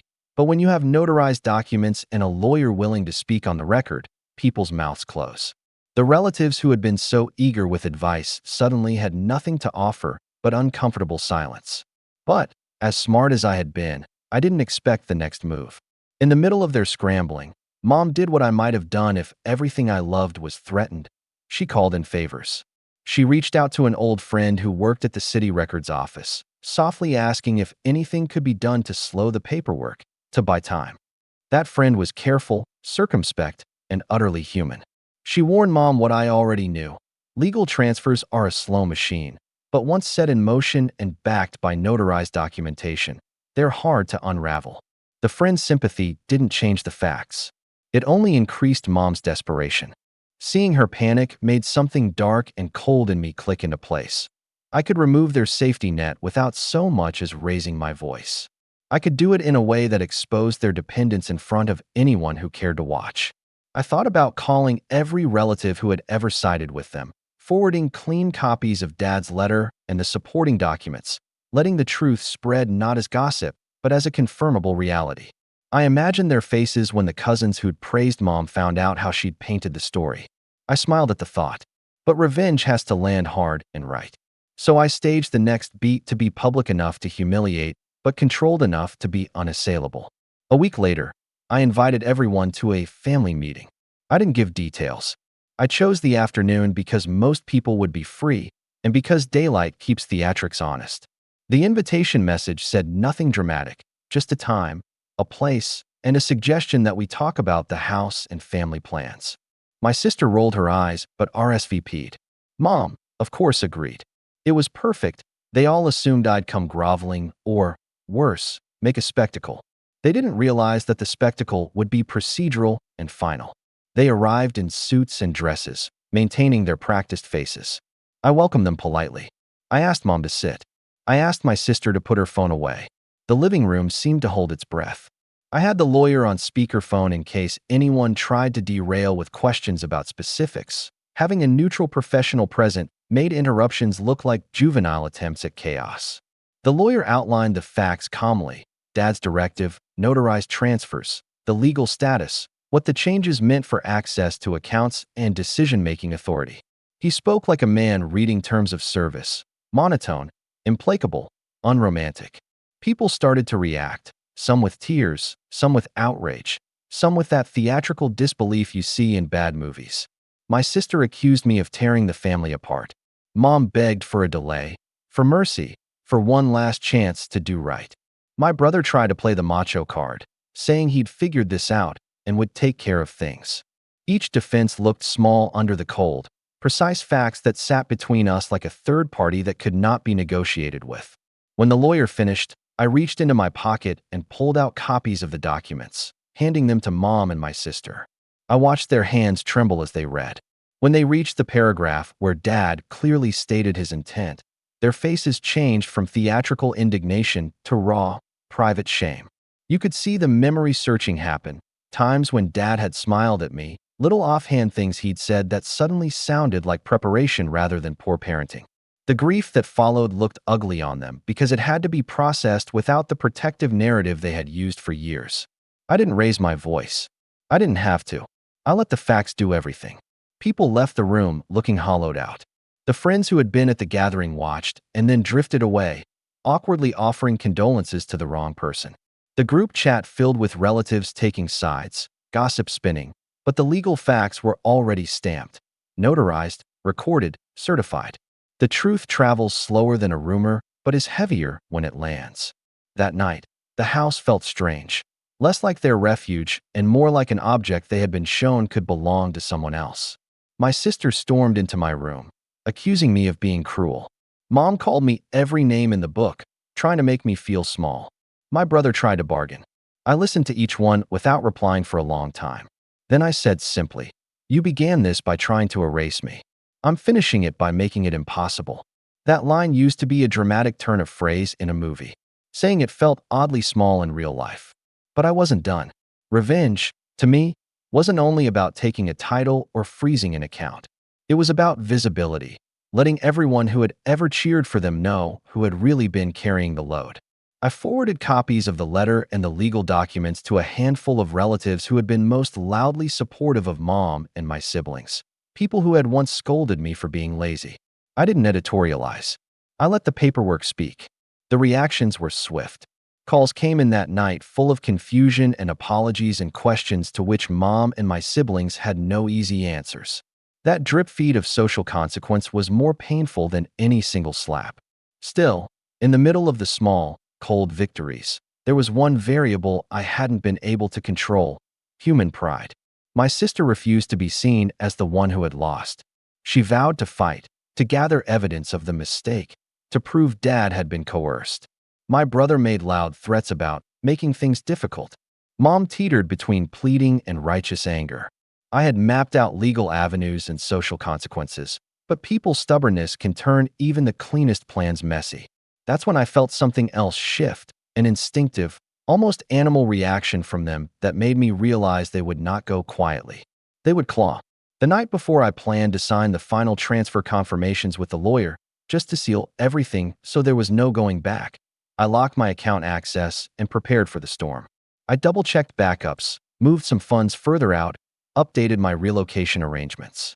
I'd arranged to fly out in the morning, leaving a forwarding address and a noted power of attorney with my lawyer to handle necessary house logistics. No more reasons for them to claim abandonment, and no more opportunities for late, manipulative phone calls. And then, at 2 in the morning, my phone started blowing up. It was the family group chat. The messages were frantic and strange, half pleading, half accusatory. Someone had taken a photo. My envelope had been pictured on the kitchen table, with someone's hands in the frame. The caption read, "He's planning to run. He's leaving us." Panic, shame, denial. It was like watching a small fire start, something I had expected, but at a scale that felt suddenly more volatile. I stared at the screen, heart slowing, and realized that everything had reached the point of either collapse or exposure. The lawyer's office was open early. My flight was in a few hours. The plan had been to leave the house, let the legal machinery do its work, and handle the fallout from a distance where they couldn't manipulate me in person. That distance felt sanctifying, until I thought about what would happen if they chose a different path. They had options. They could accept it, sulk, and try to rebuild an argument of their own. Or they could fight. And if they fought, the kind of fight they seemed prepared to launch wouldn't be pretty. They might call relatives, social services, anyone who could lend them public sympathy. They might try to challenge the notarization. They might even threaten to make a public spectacle, spinning a narrative that I'd abandoned them and was now using legal maneuvers to steal family property out of spite. I had considered all of that. I had contingency plans for each.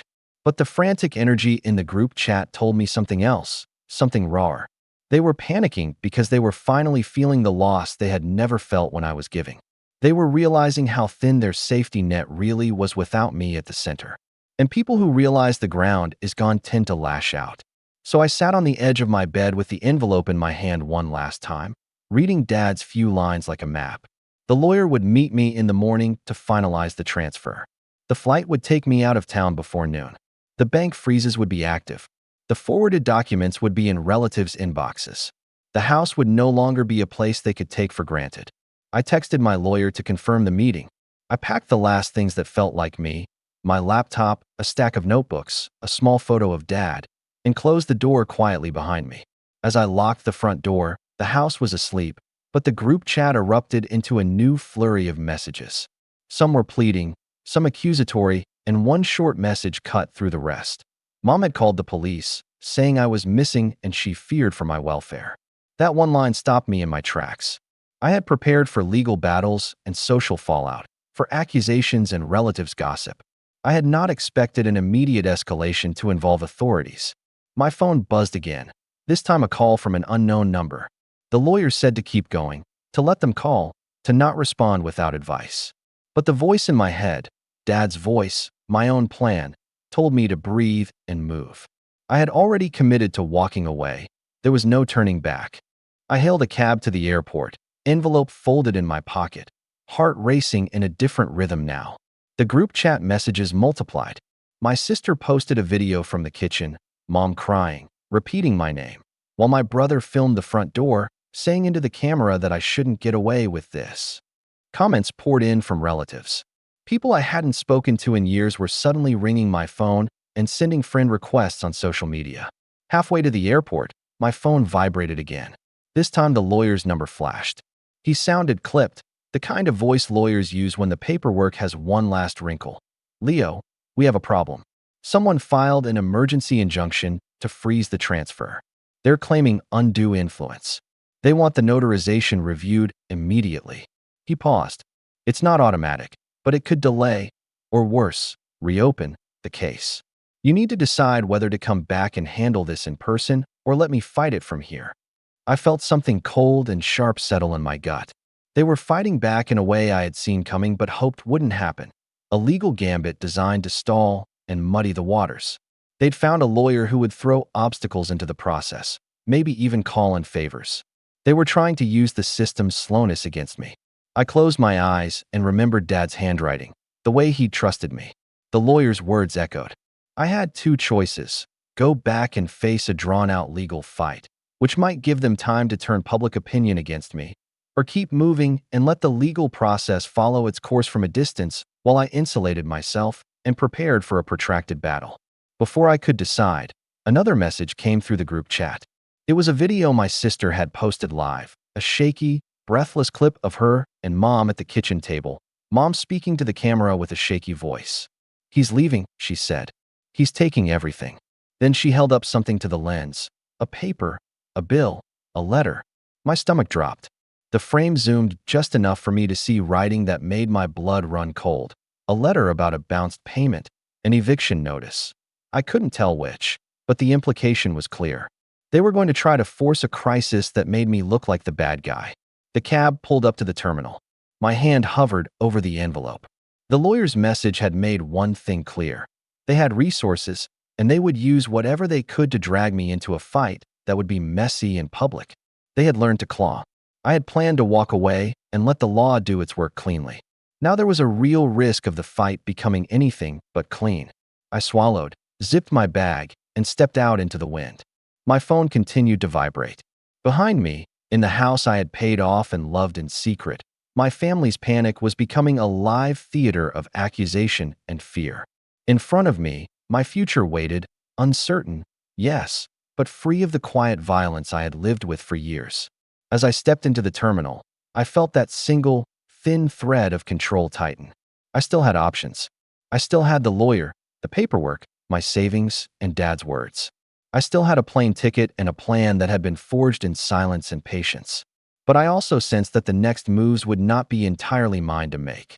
Their panic could spiral into something ugly. A public spectacle, a legal tangle that would drag on for months, or a desperate, last-minute ploy to keep what they believed they owned. I moved through security, the envelope almost burning a hole against my ribs. On the other side of the glass doors, their messages kept coming, louder now. A new one appeared as I queued at the gate. My sister had posted something on social media, a live plea, a claim that I was abandoning them and taking advantage of Mom. It was designed to rally sympathy and make me look like the villain. I hovered over the message, thumb poised, and then the plane announcement called my flight. My seat was assigned. The engines wound up like a decision. I could turn back, cancel everything, walk into the house and face them, risking a drawn-out, messy fight where they might chip away at the legal facts with rumor and manipulation. Or I could get on that plane and let the law and my lawyer do their worst and best work. I took a breath and stood. The terminal buzzed with 1,000 small lives moving forward. I folded the envelope and tucked it deeper into my pocket. I walked down the jetway and felt, for the first time, the vertigo of stepping out of the orbit that had defined my life for decades. As the plane pushed back from the gate, My phone buzzed one last time. It was a message from an unknown number. There were 4 words, simple and precise. We need to talk. I watched the house shrink in the distance through the small, oval window, my family's world receding into a patchwork of roofs and streets. The legal machinery would churn, the relatives would gossip, my sister would try to marshal pity. I had done the smart, calm thing, exposed the truth with documents, removed immediate access, and insulated myself financially. I had set the stage for their humiliation. But as the plane climbed, reality settled into me like gravity.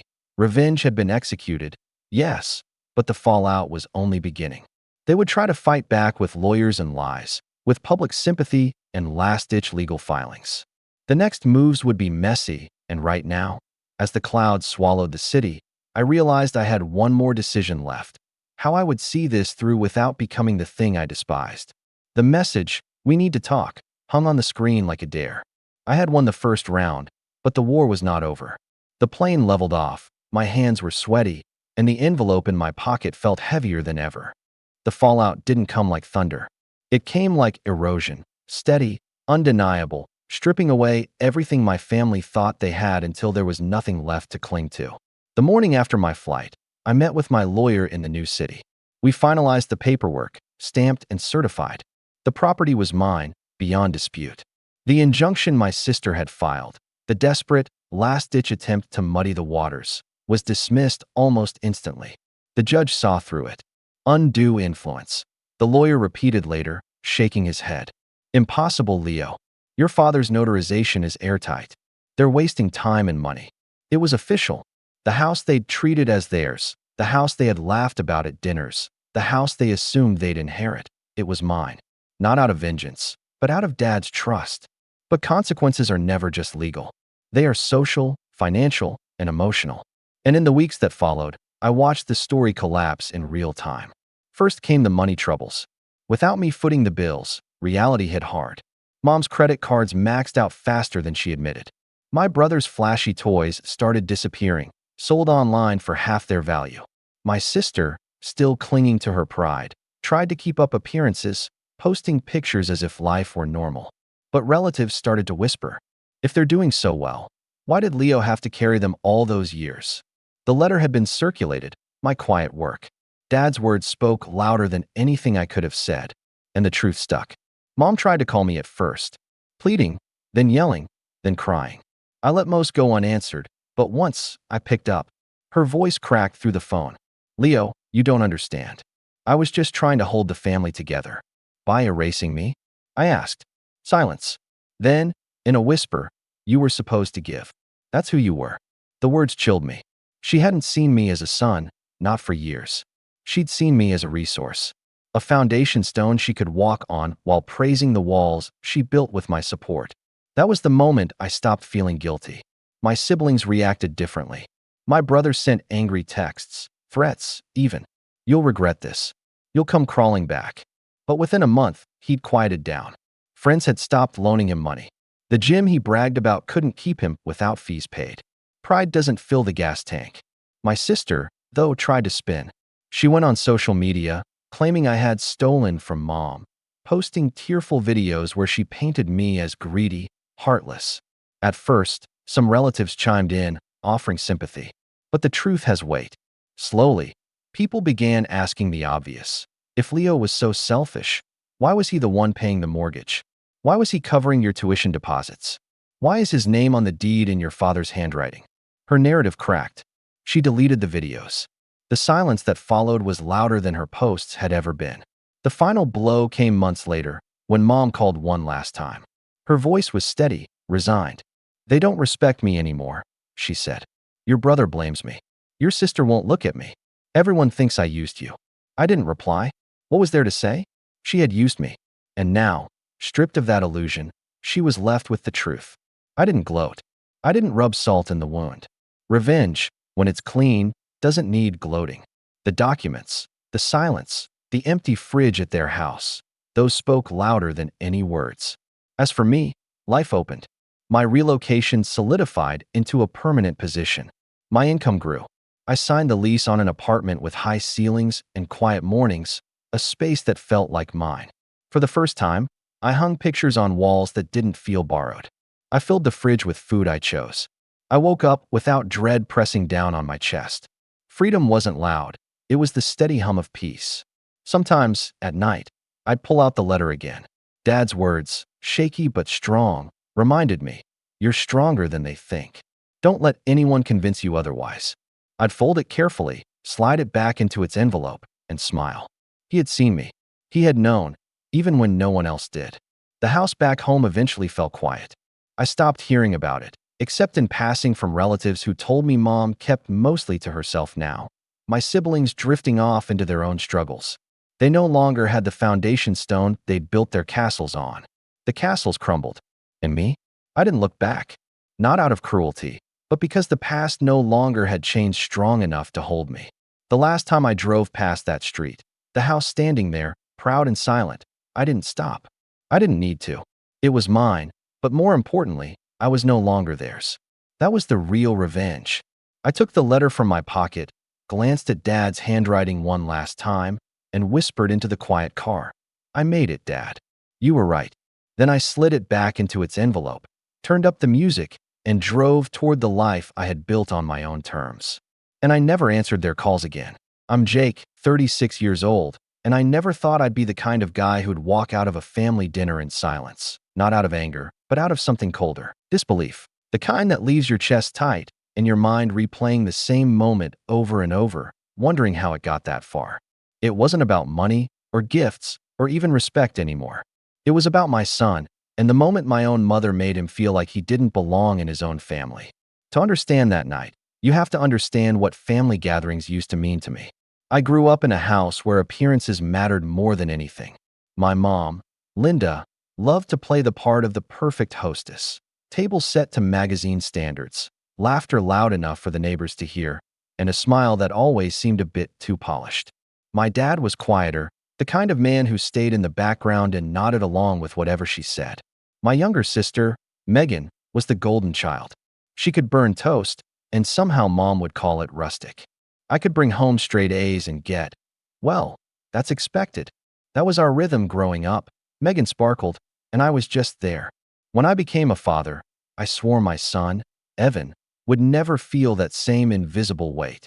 He's 8, shy, a bit bookish, but funny in that sharp, quiet way kids can be when they're paying more attention than people realize.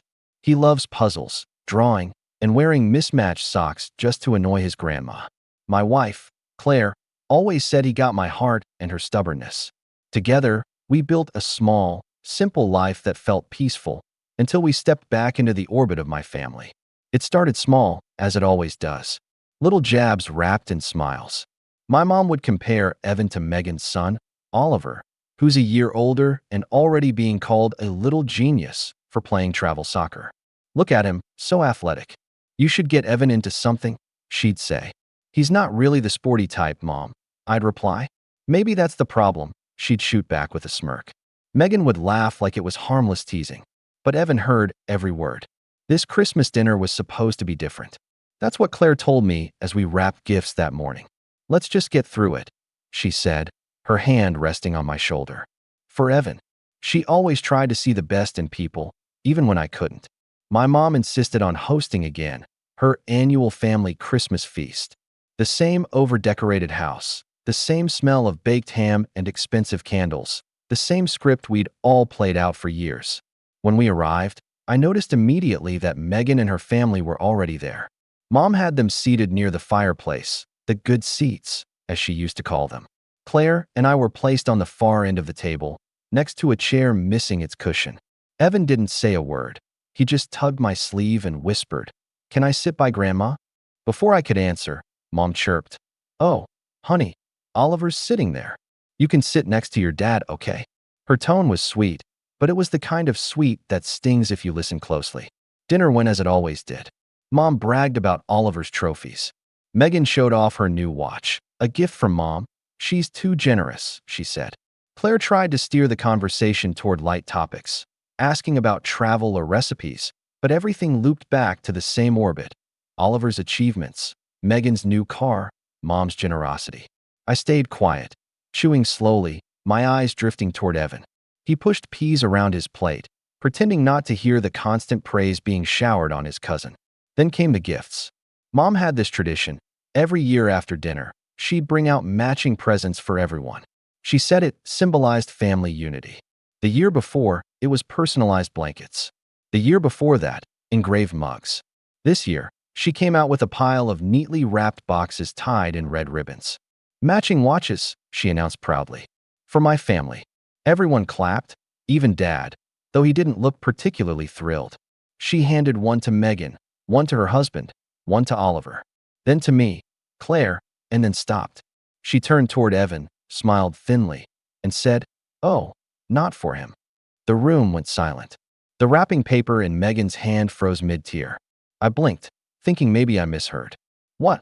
I asked, trying to keep my voice calm. Mom chuckled, the kind of laugh she used when she thought she was being clever. "He doesn't deserve one, Jake. Maybe next year if he learns some manners." It felt like someone punched the air out of my chest. Evan's face, I'll never forget it. His eyes darted down, his lips pressed together, and he gave this tiny, awkward smile, like he wanted to make it easier for everyone else. "It's okay, Dad," he whispered. My hand tightened around my glass. "Mom," I said slowly. "What do you mean, he doesn't deserve one?" She sighed dramatically. "Jake, please, don't start. He was rude to me earlier, remember? When I said hello, he just mumbled something. I'm not rewarding bad behavior. He's 8, I said, my voice shaking now. He was shy. You embarrassed him in front of everyone." But she just shrugged, turning back to Oliver, who was showing off his new watch. "Well, maybe he could learn from Oliver," she said. "Such a polite young man." Megan giggled like it was a joke. Dad cleared his throat, muttering something under his breath, but didn't intervene. Claire's hand found mine under the table, her grip trembling. Evan tried to act like it didn't matter. That's what broke me. He pretended. He smiled and said, "It's fine, Grandma. I don't even like watches." His voice cracked on the last word. No one said anything after that. The sound of tearing wrapping paper filled the silence. Mom beamed as Megan showed off her gift, like nothing had happened. My pulse was pounding so loud I could barely hear her. My son sat there, shrinking into himself, pretending to focus on the ham on his plate. Every instinct in me screamed to grab him and walk out, but something inside me, maybe the years of biting my tongue, told me to wait. So I sat there, silent, watching, memorizing every word, every smirk, every glance. I wanted to see how far she'd go. When dessert came, Mom made a show of bringing out a special box, a second gift, just for Oliver. "You've been such a good boy this year," she said sweetly. "Grandma's proud of you." He tore it open, revealing a brand new tablet. Evan's fork froze midair. Claire's jaw tightened, but she said nothing. I could feel her leg bouncing under the table, a silent storm building. Mom must have noticed our silence because she turned to me with that faux concerned tone. "Oh, come on, Jake, don't look so serious. You know I love all my grandchildren." She glanced at Evan. "Some just make it easier to show." Megan laughed. "Mom," she said, pretending to scold her, but the laughter lingered. Dad just stared down at his plate. I looked at my son again, at the way he swallowed hard, at the way his little hand clenched around his napkin. And in that moment, something in me finally broke. I pushed my chair back, the legs scraping against the hardwood, and said quietly, "We're done here." The room froze. "Jake, don't be dramatic," Mom said, her voice sharp now. "It's Christmas." I didn't answer. Claire stood up too, gently taking Evan's hand. "Let's go, sweetheart," she whispered. He looked up at her, confused, but followed. As we reached the door, Mom called after me. "Oh, and Jake." I stopped, my back to her. "You still owe me for dinner," she said, laughing under her breath. I didn't turn around. I just exhaled, slow and steady, and opened the door. The cold air outside hit my face like a wake-up call. I didn't say a word on the drive home. Evan fell asleep in the back seat, clutching the small sketchbook he'd brought with him, the one he'd hoped to show Grandma. It was hours later when my phone buzzed. A message from Mom. "You still owe me for dinner," it read again. And then, "You made a scene for no reason." I stared at it for a long time. Then I laughed, not because it was funny, but because something in me had finally shifted. That laugh was the sound of a line being crossed one too many times. And deep down, I knew this wasn't the end. Not by a long shot.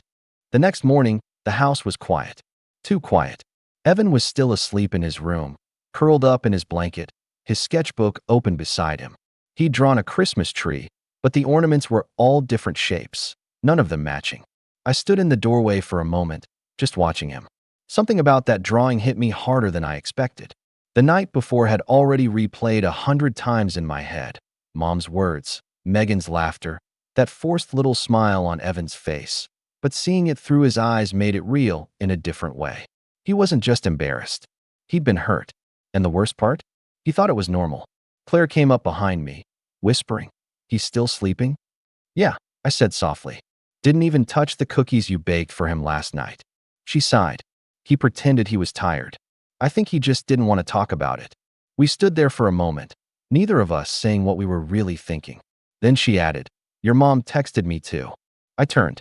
"What did she say?" "Something about hoping we won't hold grudges and how you embarrassed her in front of everyone." Claire handed me her phone. Sure enough, there it was, a message full of half apologies and passive-aggressive jabs. Family shouldn't take things so personally. I was just teaching Evan a lesson. You used to act out too, and you turned out fine. I almost laughed. "Fine," I muttered. "Yeah, sure." Claire crossed her arms. "She's not going to change, Jake. You know that." "I know," I said. "But I also know this isn't over. She's going to twist it." And she did, faster than I thought possible. By noon, my sister called. I didn't even want to pick up, but curiosity won. "Hey," I said flatly. "Jake, what was that last night?" Megan's voice was chipper, but there was that undertone, the one that made it sound like she was doing me a favor by even speaking to me. "What do you mean?" "Mom said you just stormed out. You ruined Christmas dinner." Everyone was so uncomfortable. Uncomfortable. I repeated. "She humiliated my kid in front of everyone." "Oh, come on," Megan laughed. "You're exaggerating. She just didn't have an extra gift, that's all. She said he didn't deserve one." I snapped. "Well," Megan said, "he did ignore her when she said hi earlier." I closed my eyes, pinching the bridge of my nose. "He's 8, Megan." "I'm just saying," she continued. "You've always been too sensitive about things like this. You make Mom feel like she can't do anything right." I didn't respond, because if I had, I would have said something I couldn't take back. Megan sighed dramatically. "Look, I get that you're protective of Evan, but maybe you should talk to Mom and apologize. You know how she is. She just wants everyone to get along." "Yeah," I said quietly. "She wants everyone to get along as long as she's the one being worshipped." "What's that supposed to mean?" "Nothing," I said and hung up. I stood in the kitchen for a while, phone still in my hand. Claire looked up from her coffee. "Let me guess. Megan thinks you're the problem." "Bingo. She's predictable," Claire said, sipping her cup. "What's next? A family group chat message trying to smooth things over?" I gave a humorless laugh. "Oh, you mean like the one that just popped up?" I opened my phone again. Mom had sent a photo, everyone smiling around the dinner table from last night. The caption read, "Even with some drama, it was a lovely Christmas. So grateful for family." Right under it, Megan commented, "So true. Family is everything. No mention of us. No mention of Evan." And yet, within minutes, my cousins and a few extended relatives started liking the post, chiming in with "looks perfect" and "wish we could have been there." Perfect. That was always her word. Perfect house. Perfect daughter. Perfect grandson. Just not a perfect son. The days that followed were quiet, but there was this heaviness that didn't lift. Evan barely spoke about Christmas. Every time someone mentioned gifts on TV, he'd change the channel. I tried to take him out. We went to the park, got ice cream even though it was freezing, but he wasn't himself. Then, one night, while he was in bed, Claire found something in the trash. A half-torn piece of paper. She opened it carefully and looked at me with this mix of sadness and anger. "You need to see this." It was a drawing Evan had made. Grandma sitting on a big chair with a crown, everyone around her smiling. Except for him. He was off in the corner, holding nothing in his hands. And above his head, he'd written in shaky handwriting, "Maybe next year I'll be good enough." I sat down hard, my throat tightening. "She's not doing this to him again," I said quietly. Claire didn't say anything. She just nodded, because she knew I meant it. But of course, Mom wasn't done. A week later, she called out of the blue. "Jake, you've been ignoring me," she said cheerfully, as if nothing had happened. "I've been busy," I said. "Well, I was thinking, let's do a family brunch this Sunday. You, Claire, and Evan can come over. I'll make pancakes." Oliver's been asking if he can show Evan his new tablet. I almost laughed at that. You think that's a good idea? Oh, stop being so dramatic, she said. They're cousins, Jake. You can't keep them apart just because you got your feelings hurt. My feelings? Mom, you embarrassed an 8-year-old. She sighed like I was exhausting her. Jake, he needs to learn how the world works. You can't protect him from everything. Sometimes tough love is what makes kids stronger. Tough love, I said. You excluded him in front of everyone. Oh, please, she snapped. You're making it sound like I hit him. I just didn't give him a watch. Maybe next year if he behaves. I hung up. That night, Megan texted me again. You really shouldn't hang up on Mom. She's just trying to fix things. I didn't reply, but what she said next, 2 days later, was worse. Evan had been invited to a small family event, a belated kids' New Year's party that Mom always threw for the grandkids. I wasn't planning to go. Claire and I agreed it was better to skip it this time. But while I was at work, Mom apparently called Claire directly. She was all sweet, promising it'd just be a fresh start. Claire, trying to keep peace, reluctantly agreed to take Evan for a short visit. When I came home, Evan was in his room again, quiet. I asked him how it went. He shrugged. It was fine. Just fine. He nodded. Grandma said I could play a game on Oliver's tablet if I gave him one of my drawings. So I did. But then she said I could only play for a minute because I was being too loud. I froze. She said that. Yeah, he said softly. Then she told Oliver he's going to be an artist one day too and told me to share nicely. I wanted to scream. I wanted to drive over there and tell her exactly what she was doing. But I didn't. Because at that point, I knew words didn't matter to her anymore. Only control did.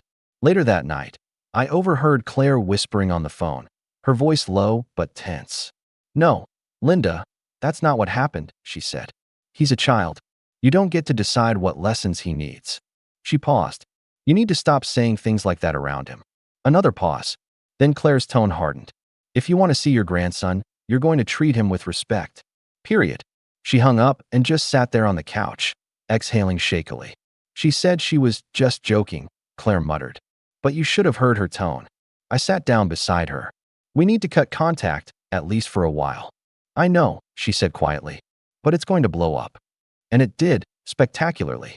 The next day, Mom sent out another group message, this time to the whole extended family. A long, emotional post about how she was heartbroken that her ungrateful son was keeping her from seeing her grandson. She said she was being punished for caring too much. Within hours, people were commenting things like, "So sorry, Linda, you don't deserve this, and family can be so cruel sometimes." Megan even added, "You did your best, Mom. Some people just can't forgive." I didn't reply, but I could feel the shift. Relatives who once chatted with me at gatherings started going silent online. One even unfriended me.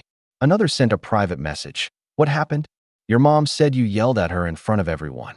I stared at the screen, trying to decide if it was worth explaining. But how do you explain something like that to people who've never seen behind the mask?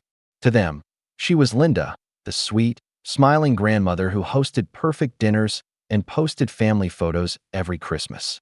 To me, she was the woman who could wound you with a sentence and make you feel guilty for bleeding. Evan, meanwhile, was still carrying it. One night, while I was tucking him in, he whispered, "Dad, do you think Grandma just doesn't like me?" That question nearly broke me. I felt the words stick in my throat. "Buddy, Grandma has her own problems. It's not about you." He frowned. "But she likes Oliver." I forced a smile. "That's because she spends more time with him. You didn't do anything wrong." He nodded, though I could tell he didn't believe me. Okay. After he fell asleep, I sat there for a long time. I wasn't just angry anymore. I was done.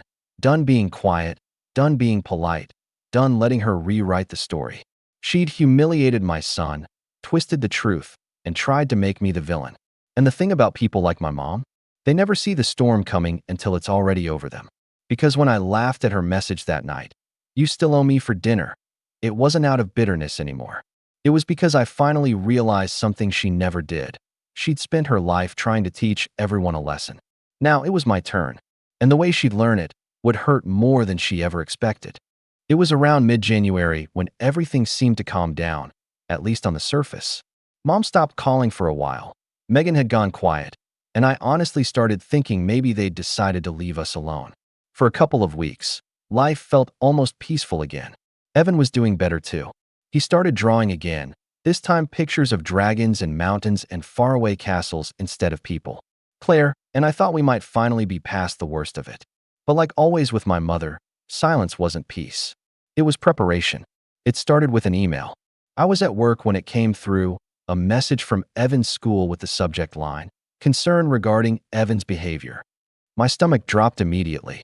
I opened it, scanning the message quickly.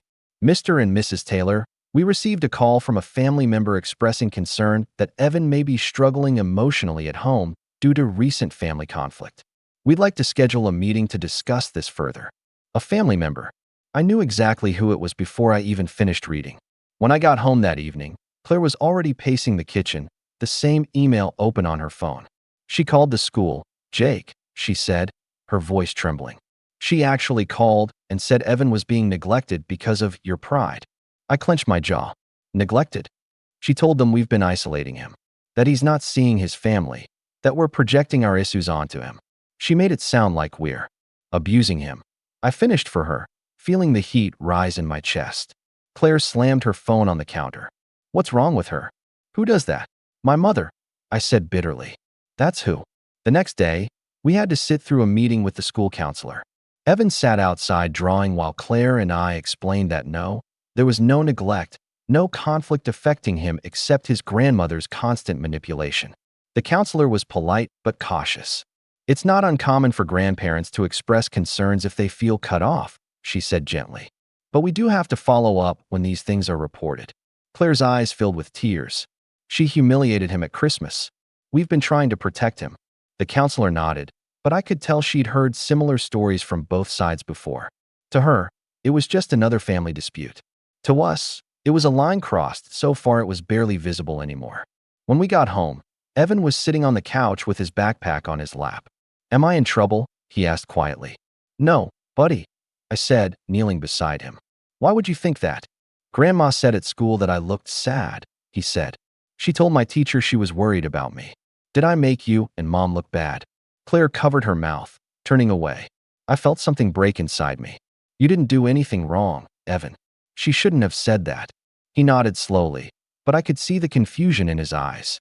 Kids don't understand manipulation. They just internalize it. I called my mother that night.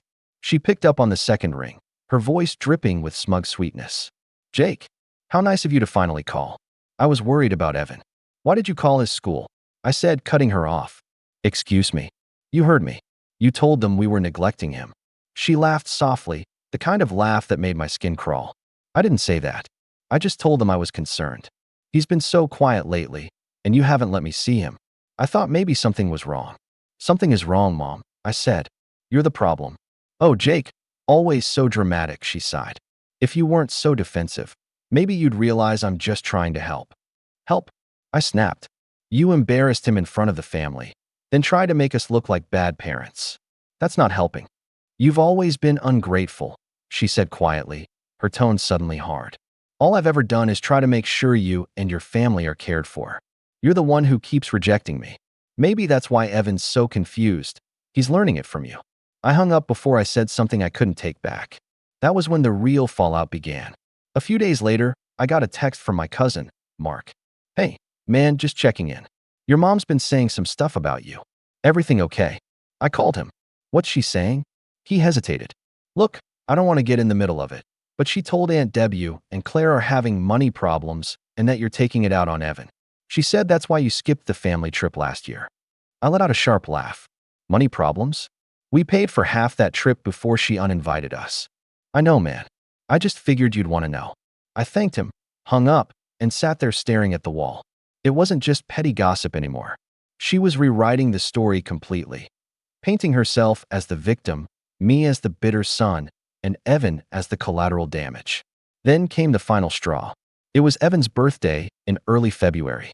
Claire and I planned a small party at home, just his classmates, a few neighbors, nothing fancy. He wanted a dinosaur theme. We decorated the living room with green balloons, a cardboard volcano, and a cake shaped like a T-Rex head. He was so excited. Halfway through the party, my phone buzzed. A text from Mom. I dropped off a gift for Evan at your door. Don't say I never do anything for him. I frowned and went to check. Sitting on the porch was a wrapped box with a gold bow. Against my better judgment, I brought it inside. Claire looked uneasy. What do you think it is? No idea, I said. But let's wait until after the party to open it. When the kids left and Evan started tearing through his gifts, he got to the one from Mom last. He looked at me for permission. I hesitated, then nodded. He unwrapped it carefully, pulling off the bow. Inside was a brand new smartwatch, the same kind Mom had given everyone except him at Christmas. But that wasn't the shocking part. Taped to the box was a note, a handwritten one. For my favorite grandson. Maybe now you've earned it. Love, Grandma. The air went out of the room. Claire's hand flew to her mouth. Evan froze, staring at the note. She called me her favorite, he said quietly, almost confused. I took the note gently from his hand, my pulse pounding. Buddy, she's just trying to make up for Christmas, I said, forcing calm. But inside, I was burning. Because that wasn't an apology. That was a message. A message to me. To Claire. To everyone. She decided who was deserving. I wanted to throw the watch in the trash, but Evan was already holding it up, looking at the glowing screen. It's cool, he said, smiling faintly. Maybe Grandma isn't mad anymore. Claire looked at me helplessly. We can't take it from him, she whispered. I know, I said, my voice low. But she knows exactly what she's doing. That night, after Evan went to bed, I turned the watch over in my hands. It wasn't just a watch. It was connected, syncing automatically to Mom's phone through the setup app. She'd used my name on the tag, meaning she had access to it. I checked the settings and saw it immediately. Location tracking, enabled. Claire, I said slowly. She's tracking him. Her eyes widened. What? She set up family sharing through her account. She can see where he is. That's sick, Claire said, snatching the watch from my hand. She's spying on her own grandson? I nodded grimly. She's not just trying to control him. She's trying to control us. We disabled the tracking and reset the device, but the realization lingered. She'd crossed a line so deeply that there was no coming back. The next day, I drove to her house. Claire didn't want me to, but I couldn't sit still anymore. When she opened the door, her face lit up like she'd been expecting me. Jake finally decided to visit. I held up the box. You gave Evan a tracking watch. She blinked. I gave him a gift. You set it up under your account. She crossed her arms. So what? I just wanted to keep an eye on him in case something happened. He's my son, Mom. Not your project. Oh, please, she scoffed. If you were doing such a great job raising him, I wouldn't have to worry. That's when it slipped out, the thing I'd been holding back for years. You don't worry, Mom. You control everyone. You humiliate. You manipulate. And when someone finally pushes back, you act like a victim. Her face darkened. Don't you dare talk to me like that. You ungrateful boy. I'm not a boy anymore, I said quietly. And Evan's never going to go through what I did. She stepped closer, lowering her voice. You think you can take him away from me? You won't. I'm still his grandmother. I met her eyes. Not for long. That night, Claire and I blocked her number. We cut contact completely. No calls. No texts. No visits. Evan didn't understand at first, but after a while, he stopped asking to see her. The silence was heavy, but peaceful. Until, a month later, something arrived in the mail. A thick envelope, stamped from Mom's lawyer. Inside was a formal letter. She was suing for grandparent visitation rights. Claire's hand trembled as she read it aloud. She's taking us to court. And in that moment, standing there in my kitchen, I realized this wasn't just family drama anymore. It was war, and I was done playing nice. When I first read the letter, I thought it had to be a joke. My mother suing me for grandparent visitation rights. It sounded absurd, like something out of a bad movie. But it wasn't. Her name was printed right there at the top of the page, followed by a lawyer's signature. I remember sitting at the kitchen table staring at it, feeling the blood drain from my face. Claire was pacing back and forth, her voice shaking. This is insane, Jake. She can't actually, can she? I didn't answer at first. I just kept reading. The words blurred together. Petition for visitation, in the best interest of the child, previously significant relationship. Legal language that boiled down to one thing. My mother believed she was entitled to control my son's life. She's serious, I finally said. She actually did it. Claire dropped onto a chair, rubbing her temples. We just wanted distance. We didn't even say she couldn't ever see him again. We just needed space. Doesn't matter, I said bitterly. She doesn't want space. She wants power. And this is how she gets it. That night, we barely slept. Every time I closed my eyes, I saw Evan's face when he found that note on the watch. Maybe now you've earned it. I kept thinking about what would happen if she actually won this case. If some court ordered me to hand my son over to a woman who had humiliated, manipulated, and spied on him, just because she played the doting grandmother in public. I called my dad the next morning, half expecting him to be horrified. Instead, his voice was low and cautious, like he'd already been coached. "Jake," he said, "maybe it's not as bad as it sounds. Your mother just wants to see her grandson. She wants control," I said through clenched teeth. "She called his school, tracked him, and now she's using the courts. Don't pretend you don't see what's happening." He sighed. "You know how she gets. If you just talk to her." I did talk to her. "She just doesn't listen. She thinks you're being vindictive." I laughed bitterly. "Yeah, because I won't let her manipulate my 8-year-old. "Jake," he said again, quieter now, "you know your mother loves that boy." "She doesn't know what love is, Dad. She knows possession." He didn't answer for a long time. Then, finally, "I can't get in the middle of this." "You already are," I said softly. "You just don't realize it." When I hung up, I realized I had no allies left in that side of the family. Megan had already taken Mom's side, and now Dad was doing his usual act, staying quiet, staying neutral, pretending that neutrality wasn't its own kind of betrayal. Claire found me later that day, sitting on the edge of Evan's bed. He was at school, his dinosaurs lined up neatly on the windowsill. I was holding one of his drawings, a sketch of a knight standing between a dragon and a small child. "He sees it," I said quietly. "He doesn't know the details, but he feels the war happening around him." Claire sat beside me. "Then we end it." I looked at her. "You mean fight it?" "I mean protect him, whatever it takes," she said, "even if it means cutting them out completely." The next few weeks were a blur of paperwork and stress. We found a family lawyer, a calm, soft-spoken woman named Janet who didn't waste time sugarcoating things. "This isn't uncommon," she explained during our first meeting. "Some grandparents feel entitled to visitation, especially if they believe the parents are acting out of anger." "She's acting out of control?" I said. Janet nodded. "We'll need to prove that. Any documentation, messages, or witnesses who can show a pattern of emotional manipulation. That will help." Claire and I spent hours gathering evidence. Screenshots of Mom's texts, the tracking setup from the watch, the school email, even the family group post where she painted me as an ungrateful son. Piece by piece, we built the case, and each piece felt like peeling off another layer of what I'd tried for years to ignore. But as the court date drew closer, the pressure started taking a toll. I wasn't eating much. Claire was barely sleeping. Evan started asking questions. "Why are you always talking to the lawyer lady? And is Grandma still mad?" We tried to keep him shielded, but kids are perceptive. They know when something's wrong, even if you pretend everything's fine. Then came the visit from Child Services.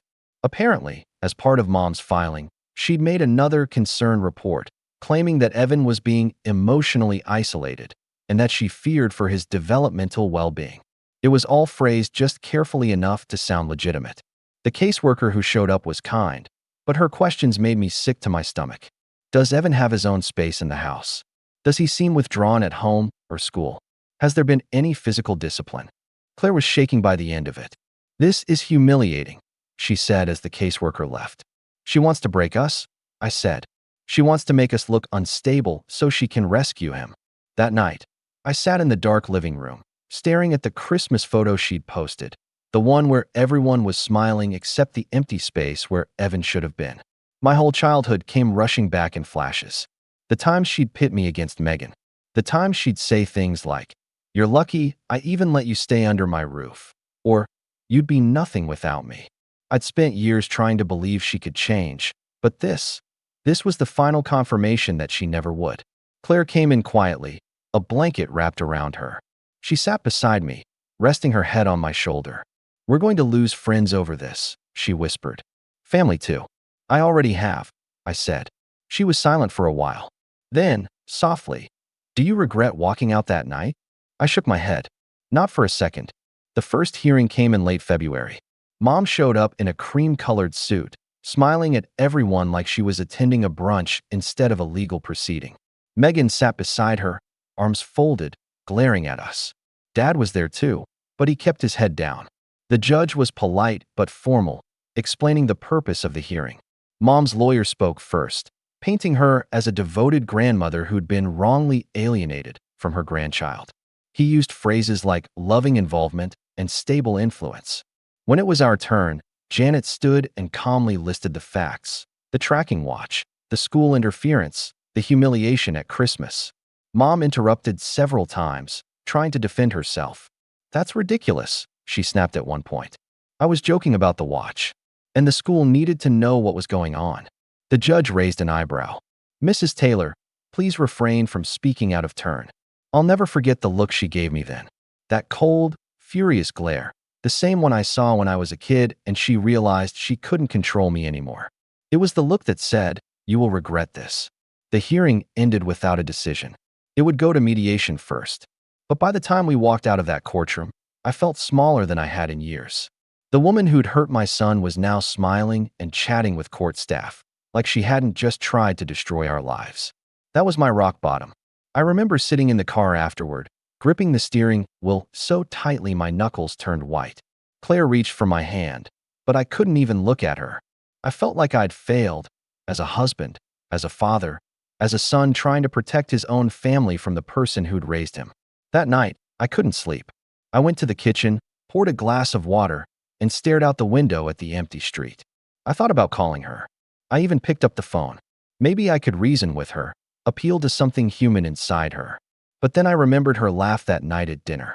"You still owe me for dinner." The smugness. The entitlement. I set the phone down and walked outside instead. The air was cold enough to sting my face. I stood there for a long time, breathing it in, grounding myself in the quiet. And that's when it hit me. I couldn't win this by reacting. That's what she wanted. Chaos. Drama. A stage to perform her martyrdom. If I was going to protect Evan, I had to stop fighting her the way she expected. I had to outthink her.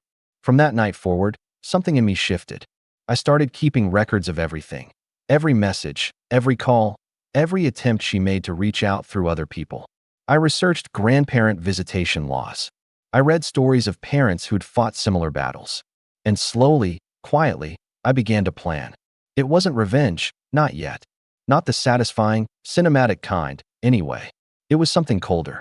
Strategic. Controlled. Because I realized something that night, staring out at the empty street.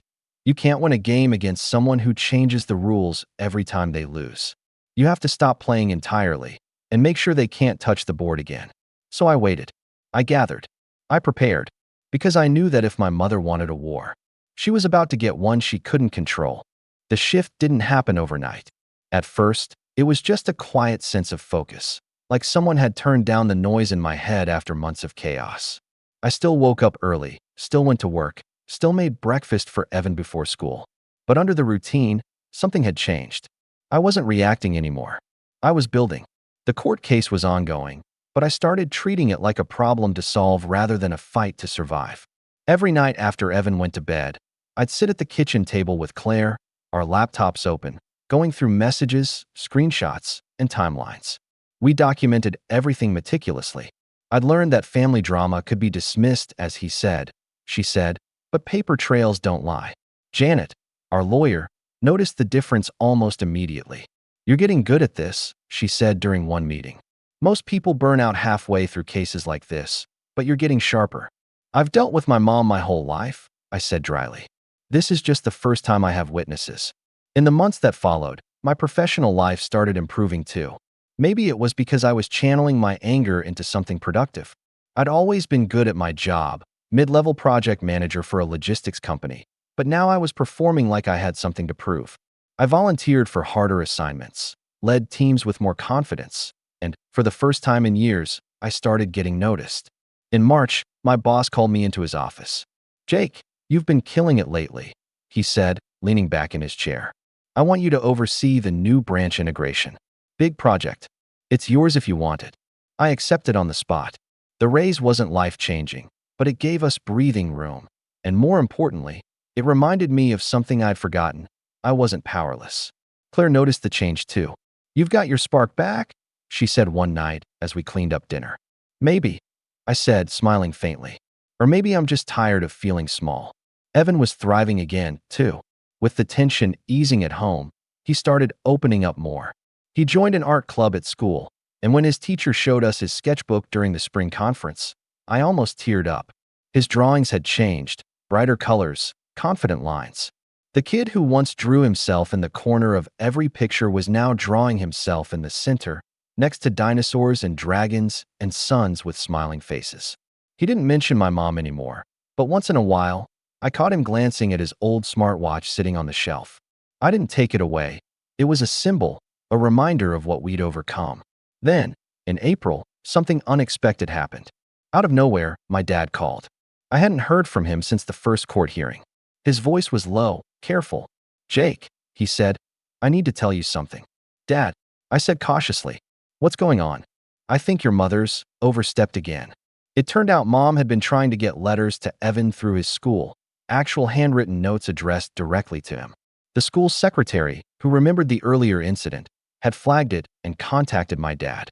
The letters never reached Evan, but they made their way to Janet's desk within days. Each one was dripping with emotional manipulation. "Grandma misses you. Daddy doesn't want us to be a family. If you love me, draw me a picture." That was the moment Janet smiled for the first time in this whole case. "This is gold," she said. "It's not just overstepping. It's evidence of emotional coercion. The court won't like this." The next mediation session went differently. Mom's composure started to crack. When Janet presented the letters, Mom's face went pale, then red. "Those were private," she snapped. The mediator raised an eyebrow. "Private correspondence to a minor through his school?" Mom's lawyer tried to smooth it over, but the damage was done. That was the first time I saw my mother lose control in public. For once, she couldn't spin the story. The paper spoke for itself. That night, after the session, Claire and I went out for dinner. Just the two of us. No tension, no fear, no whispering over what Mom might do next. We talked about normal things again. Movies, vacations, even the idea of buying a small cabin somewhere quiet. I remember sitting across from her, thinking, I forgot what peace feels like.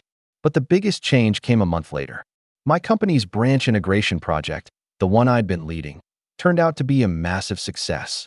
The board recognized me with a promotion, regional operations director, a bigger salary, better hours, and a bonus that would cover every legal bill we had left. When I told Claire, she hugged me so tightly I could barely breathe. "We're finally free," she whispered. It wasn't just the money. It was what it represented. For years, my mother had used financial manipulation as a weapon, subtle guilt trips about who paid for what, little reminders that I owed her. But now, for the first time in my life, I didn't owe her anything. Not a cent. We celebrated quietly that night, just the three of us. Evan drew a picture of the three of us standing together under a big yellow sun. In the corner, there was a shadowy figure walking away. I didn't ask who it was. I already knew. By summer, the court had finally ruled in our favor. The judge dismissed my mother's petition, citing a concerning pattern of overreach and inappropriate conduct. She was warned that any further interference could result in a restraining order. When the verdict was read, Mom didn't look at me. She just stared straight ahead, lips pressed together so tightly they turned white. Megan muttered something under her breath as they left the courtroom, but I didn't hear it. For the first time, I didn't care. After that, life really began to feel different. Evan had his first school art showcase that fall. His piece, a huge mural of a tree with people of all shapes and colors climbing its branches, won a district award. Claire and I stood in the back of the room, watching him beam as his teacher called his name. I'd never seen him so confident. Driving home that night, he said something that stuck with me. "Dad, remember when you said bad people sometimes make you stronger?" "Yeah," I said, glancing in the rearview mirror. He smiled. "Then Grandma made us really strong." I laughed, but there was a lump in my throat. He didn't say it with bitterness. He said it with peace. Like he understood that strength didn't come from hate. It came from surviving what was meant to break you. After that, I stopped checking social media entirely. Mom still posted her perfect family photos, still acted like the benevolent matriarch of her small world. But I didn't care anymore. I wasn't living for her approval. Claire and I started planning a family trip, just us and Evan, somewhere far from all the noise. We picked the mountains, a cabin surrounded by pine trees and quiet mornings. The kind of place where peace wasn't just an idea, it was a presence. And on one of those mornings, sitting on the porch with a cup of coffee in hand, I realized something that made me smile. I'd stopped waiting for the apology that would never come. Mom hadn't changed. She never would. But I had. I'd gone from defending myself to defining myself. And for the first time in my life, I didn't need her validation to feel whole. But peace has a funny way of being temporary. Because just when I thought she'd finally left us alone, I got a call from a number I didn't recognize. I almost ignored it, but something made me answer. A hesitant voice on the other end said, "Mr. Taylor? This is Patricia from Greenwood Assisted Living. We have your mother here with us, and there's something you should probably know." And just like that, after nearly a year of silence, her name was back in my life. The voice on the phone was polite but hesitant, like she'd made this call before and knew it rarely went well. "Your mother has been living here for the past few months," the woman explained. "She listed you as her emergency contact. We don't typically call family for small issues, but she's run into some financial trouble." Financial trouble. The words hung in the air. For most people, that would have meant missed payments or late fees. But for my mother, who'd spent her whole life flaunting control and money like weapons, it meant something deeper. Desperation. I asked carefully, "What kind of trouble?" "She's several months behind on her room and care payments," the woman said. "And she's been using our office phone to contact family members, but no one seems to respond. She mentioned you might be willing to help." Of course she did. I almost laughed. "I'm not responsible for her bills," I said calmly. "She has her own accounts." "I understand," the woman replied gently. "But she's mentioned that she might be evicted if the balance isn't paid soon. I just thought you should know." When I hung up, Claire looked at me from across the room. She could tell by my expression that something had shifted. "What did she do now?" "She didn't do anything," I said, my voice low. "She's finally running out of moves." Claire tilted her head. "And what are you thinking?" "I'm thinking," I said slowly, "that karma just sent me an invitation." For the next few days, I didn't contact her. I wanted to see what she'd do. Sure enough, by the end of the week, she found a way, an email from an address I hadn't seen in months. The subject line was short, "Please help me." Inside, it was exactly what I expected. "Jake, I know you're angry, but I'm in a terrible situation. The home is threatening to remove me, and Megan can't help right now. You're still my son. You wouldn't let your mother end up on the street, would you? Please call me. I'm sorry for everything." Sorry for everything. I read that line twice. Not because I believed it, but because it was the first time in my life she'd written it down. I could almost picture her saying it with that practiced softness she used when she wanted something. Claire saw the email and said, "So what are you going to do? Ignore her?" I shook my head. "No," I said quietly. "I'm going to help her. Just not in the way she expects." I waited 2 days before calling the nursing home back. I asked to speak directly with the administrator and requested a detailed statement of her balance and account history. When I got the file, I noticed something interesting. The home she'd chosen wasn't some modest care facility. It was one of the most expensive in the state. Private suite, lake view, weekly spa treatments, catered meals. She'd been living like royalty, and now her funds were gone. The next day, I called her. She picked up instantly. "Jake." "Oh, thank goodness. I thought you'd blocked me again." "I almost did," I said evenly. "I got your email." "Oh, honey," she said, her voice trembling just enough to sound rehearsed. "I've been so scared. They said I might have to leave. I know I haven't been the best mother, but surely you can pay for it." I interrupted. "I could, but I won't." Silence. Then, coldly, "Excuse me. I'm not paying for your choices, Mom. Not anymore. You made your bed, and it's a very expensive one, apparently." Her voice sharpened. "How dare you speak to me that way? I'm your mother." "Exactly," I said. "You're the woman who tracked my child, called the police on us, and dragged us into court. You wanted control, Mom. Now you have it. You're in full control of your own mess." Before she could respond, I added, "But I do have a proposal for you." She hesitated, wary. "What kind of proposal?" "I've been promoted at work. I'm in charge of corporate partnerships now, including charity allocations. I could make a donation, not to you, but to the home. A restricted one." "What does that mean?" she asked slowly. "It means I'll pay for 1 year of care, anonymously, under the condition that they downgrade you to a shared room and remove all luxury extras. No spa days, no personal chef, just standard care. And in return, You sign an agreement through their legal department that you'll have no contact with me, Claire, or Evan ever again. There was a long, loaded silence. Then came her voice, small and trembling. You can't be serious. I've never been more serious, I said. Take it or leave it. I'm not giving you control, Mom. I'm giving you peace, the kind you took from everyone else. She tried to guilt me. Of course she did. There were tears, accusations, even a rant about how ungrateful children destroy families. But I didn't flinch. For once, I wasn't the scared son defending himself. I was the adult in control. Calm, grounded, untouchable. 2 days later, the nursing home called.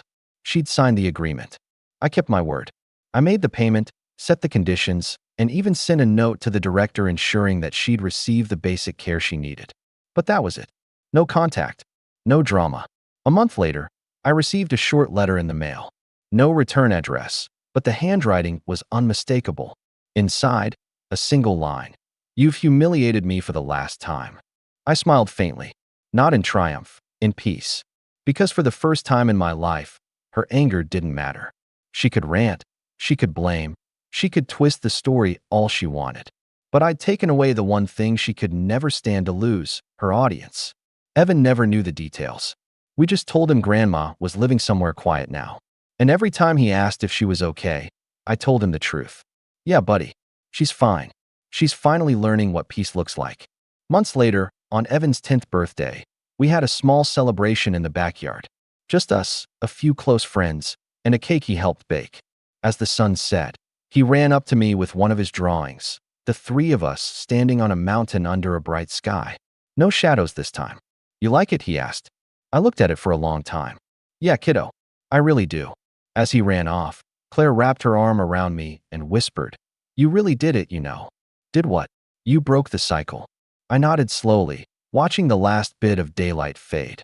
Maybe, I said. Or maybe I just learned how to stop giving her the power she never deserved. Either way, for the first time in years, maybe ever, it felt like the story was finally mine. It was 6 months later when I got the call. I was in my office, wrapping up a project meeting, when my phone buzzed with an unfamiliar number. Normally, I'd ignore it, but something made me answer. A soft, steady voice said, Mr. Taylor? This is Diane from Greenwood Assisted Living. I'm sorry to inform you that your mother passed away early this morning. For a long moment, I just sat there, staring at the wall. Not shocked, not even sad, just quiet. The kind of silence that comes when a storm finally ends after years of lightning and noise. Diane went on gently, explaining that my mother had suffered a sudden stroke. It was peaceful, she said. She was in her room when it happened. She didn't suffer. She paused. I'm sorry for your loss. I thanked her, hung up, and sat there with the phone still in my hand. My loss. The phrase didn't land the way it used to. There was nothing left to lose, not anymore. When I got home, Claire met me at the door. She saw my face and knew before I said a word. It happened, she asked quietly. I nodded. She hugged me, tight, but I wasn't crying. I couldn't. There was too much history, too much damage layered over any grief that might have been there once. Evan was in the living room, drawing. When we told him, he went quiet for a while. Then he asked, was she still mad at us? I knelt down next to him. I don't think she was mad, buddy, I said softly. I think she was just tired. He nodded slowly, processing that in his own way. Can we still draw her in the sky? Like one of the stars? I smiled. Yeah, I think she'd like that. We didn't have a funeral. Megan arranged a small service in their hometown. I didn't go, but my dad called afterward. He sounded older somehow, like the years of keeping the peace had finally caught up with him. It was quiet, he said. Not many people showed up. Megan said Mom didn't want a big ceremony. That sounds like her, I said. All appearances, even at the end. He hesitated. She left something for you. A week later, a small envelope arrived in the mail. Inside was a folded note written in her familiar, looping cursive. Jake, you always thought I was cruel. Maybe I was. But I wanted you to be strong. You are. Don't let anyone make you soft again. I read it twice, then set it on the table and exhaled. That was her final act. No apology, no reflection, just a warning disguised as wisdom. It was the most fitting goodbye she could have given. Claire asked what it said.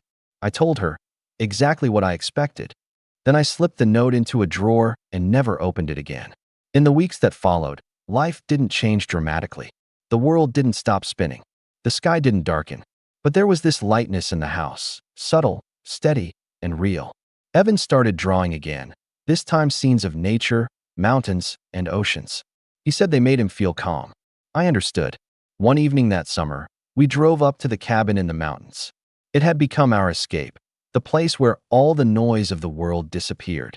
As the sun dipped below the trees, Evan pointed up at the night sky, where the first stars were starting to appear. "That one's Grandma," he said simply, pointing to a bright one near the horizon. "Yeah," I asked. "How do you know?" "She's watching to see if we're okay," he said. I smiled faintly. Then she finally learned how to watch without controlling. Claire leaned into me, whispering, "You think she ever realized what she did?" I thought about it for a long moment. "Maybe," I said quietly. "But even if she didn't, I did. And that's enough." We sat there until the stars filled the sky. Evan eventually fell asleep against my arm, and Claire's hand found mine. There was no bitterness left, only peace, like the last quiet breath after a lifetime of noise. For the first time, I didn't feel like the boy she raised or the son she tried to control. I was just me, a father, a husband, a man who finally understood that strength isn't inherited. It's built. The next morning, before we left the cabin, I took one last look at the sunrise. I pulled my mother's final note from my pocket, read it once more, and then, without hesitation, let it fall into the fire pit. The flames caught fast, curling the paper into blackened ash that rose with the smoke and drifted into the sky. "Goodbye, Mom," I said quietly. "You taught me what not to become." And as the last ember faded, I finally felt what I'd been chasing my whole life. Not revenge, not victory, but peace. The kind that comes only when you stop fighting the past and start living for the people who never made you prove you were worthy of love. My name's Luke, I'm 26, and up until recently, I was still living with my parents. Not because I was lazy or directionless. I had a remote job that paid me enough to cover my own bills and save a little every month. But if you asked my dad, I was freeloading and playing on the computer all day. That's the kind of guy he is. The old school type who thinks if you're not sweating on a construction site for 10 hours, you're not really working. It started as little jabs at first. Comments at dinner like, "So, how many cartoons did you watch today?" Or, "Must be nice not to have a real job." I'd laugh it off at first, because that was the only way to keep the peace. But over time, it became constant. Every single meal turned into a roast session about my fake job or my millennial work ethic. Mom didn't defend me either. If anything, she'd pile on with little digs about how I should network more like my cousin Tyler, who works in sales and never shuts up about his commissions. I thought maybe I was being too sensitive. I told myself, they don't get remote work, it's fine. But it wasn't fine. The tension got heavier each week. My dad would come home from his job, crack open a beer, and within minutes he'd find something to criticize. "You're still here? Don't you ever go out? You're not going to meet a nice girl staring at a screen." Or, "If I didn't let you stay here rent-free, you'd be on the street by now." It was like he needed me to feel small so he could feel big. The real breaking point came one Sunday night after dinner. I was sitting at the table, quietly scrolling on my phone, when Dad slammed his hand down and said, "Starting next month, you'll pay to live here. If you want to play grown-up, then pay like one." He said it loud enough that the silverware rattled, and Mom just nodded in agreement. I didn't even argue. Something in me just shut off. I smiled, an actual smile, not fake, and said, "Sure, no problem." That night, after everyone went to bed, I packed my car with everything that mattered to me. My laptop, clothes, a few keepsakes, and my guitar. No shouting match, no dramatic goodbye. I just drove off into the dark, found a cheap Airbnb for the week, and sent no texts, no calls. For the first time in years, I woke up the next morning without the sound of my dad yelling at the dog or Mom banging pots in the kitchen. It was quiet, almost too quiet, but it felt good, peaceful. A week later, just when I was starting to enjoy the calm, my phone buzzed with a text from Mom. "The mortgage is due. Where are you?" I stared at the message for a long moment, my heart racing. The mortgage? And that's where things started to get interesting. I didn't reply to Mom's text right away. I just sat there in my little rented room, staring at the screen. "The mortgage is due, where are you?" The phrasing stuck in my head like a splinter. It didn't sound like concern, it sounded like an accusation, like I'd somehow abandoned my duty. The truth was, I'd been quietly contributing for years. Every month, I sent them a transfer to help with bills. It wasn't officially rent, but it added up to several $100s each month. I'd never complained, because I thought it was going toward keeping the house running. My first instinct was to ignore it, but my phone buzzed again 5 minutes later. "Mom, Luke, answer me. Your father is furious." That made me laugh. Not a happy laugh, more like the kind you do when something just proves your point about someone's character. Furious? Of course he was furious. Furious that I didn't fall in line. Furious that I didn't beg to stay. I put the phone down and went about my day.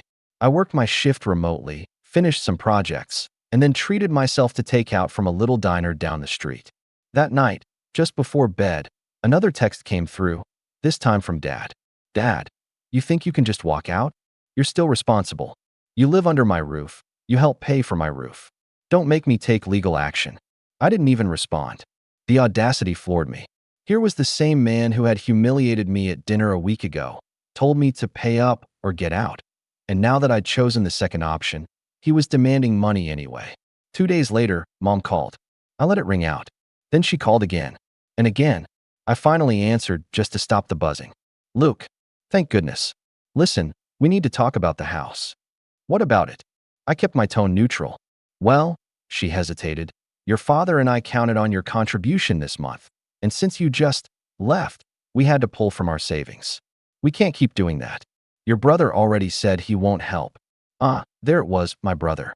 He's 3 years older than me, married, makes double what I do, and is basically the golden child. The one who could do no wrong growing up. He never had to mow the lawn, never had to take the trash out. Somehow those chores were always mine. If he crashed Dad's car, Dad laughed it off. If I was 5 minutes late to dinner, Dad gave me a lecture about respect. What does that have to do with me? I asked carefully. Mom sighed like she was the victim here. "Luke, we all have to do our part. Your father says that just because you left doesn't mean you stop being family. If we lose the house, it will be on your conscience." That hit me like a bucket of cold water. On my conscience? I had been paying my share for years, silently, dutifully, and now that I'd dared to put myself first, they were framing me as the reason their finances might fall apart. I didn't argue. I just said, "I'll think about it," and hung up. But the text didn't stop. Every day, a new message. "Mom, your father's blood pressure is up. He's worried sick. Mom, we raised you better than this. You don't just abandon your family. Dad, I knew you'd never make it on your own. You better wire the money by Friday." It was like they were trying every angle, guilt, shame, even fear, to drag me back into the house or at least keep the money flowing. One night, I got a call from my brother. I considered ignoring it, but curiosity got the better of me. "Luke, man, what are you doing?" he asked as soon as I picked up. "What do you mean? Mom says you just left." "No notice, nothing. You know they count on you." "They don't count on you." I shot back before I could stop myself. There was a pause. "That's not fair." "Really? You've been living in your nice apartment with your wife, never had to pay a dime toward the house, and somehow I'm the one holding it all together. Tell me how that's fair." He didn't have an answer for that, so he changed the subject. "Look, just send them something, okay? Even a little. Don't make this harder than it has to be." That conversation left me fuming. It was always the same story. I was the one who had to bend, to compromise, to keep the peace. No one ever asked my brother to do anything, because they knew he'd say no. But me? I was the good one, the reliable one, the one who wouldn't fight back. Except this time, I wasn't giving in. A few days later, Mom left me a voicemail that made my jaw drop. "Luke, your father says if you won't contribute, we might have to sell the house. This is your childhood home. I hope you can live with yourself when it's gone." I listened to that message 3 times, my blood boiling. They were really going to lay the guilt of losing the house on me. Me, the only one who had been paying anything at all. That night, I opened my laptop and pulled up my bank records for the last 2 years. Every single transfer I'd made to them was right there. Neat little rows of evidence that I had been doing my part all along. My savings had taken a hit because of it. The idea started forming slowly, but it was there. Maybe it was time to stop playing defense and start going on offense. I still didn't respond to them, though. Part of me wanted to see just how far they'd go, what they'd say next. And sure enough, the very next morning, I got a text from Dad. Your brother is coming by tonight to talk some sense into you. You better be ready to explain yourself. Explain myself? I stared at the message and felt something shift in me. For the first time in years, I wasn't scared of disappointing them. I wasn't a teenager waiting for my dad to yell at me anymore. I was starting to realize that maybe this whole situation was about more than money. Maybe it was about control, and I had just taken mine back. And that's when things really started to spiral. That text about my brother coming over hung in my mind all day. It was such a classic move. Dad couldn't convince me himself, so he was sending in the reasonable sibling to play mediator. I knew how it would go. My brother would show up, sit me down, talk in that calm, patronizing tone he uses when he thinks he's being diplomatic, and try to guilt me into doing what Dad wanted. But I wasn't at the house anymore. That night, I got another message, this time from my brother. "Where are you?" "I'm here at the house. Mom said you'd be around." I almost laughed out loud. They thought I'd just show up because they told me to? I typed back, "I don't live there anymore. Not my problem." It was silent for a while, and then he replied, "You're making this worse than it has to be. They're talking about taking drastic measures." That phrase sent a chill through me. Drastic measures. What did that even mean? I didn't reply. The next morning, I found out. I woke up to a notification from my bank app. My stomach dropped. It was a transfer, a large one, that had been pulled from my account. At first, I thought it was fraud. Then I saw the account it went to, my parents. I sat up in bed, heart pounding. How? I hadn't authorized anything. Then I remembered. A year ago, my dad had talked me into linking my account to theirs so we could transfer money easier. I'd trusted them. And now they had just reached in and taken over $1,000 without even asking. I stared at the transaction history, anger building in my chest. It felt like someone had punched me. Not because of the money, though that was no small amount, but because of what it meant. This wasn't just guilt-tripping or emotional manipulation anymore. This was theft. I called Mom immediately. She answered on the second ring, sounding way too cheerful. "Good morning, honey. Did you take money out of my account?" I didn't bother with small talk. There was a pause. "Well, yes. Your father said we couldn't risk missing the payment. You've always been so responsible.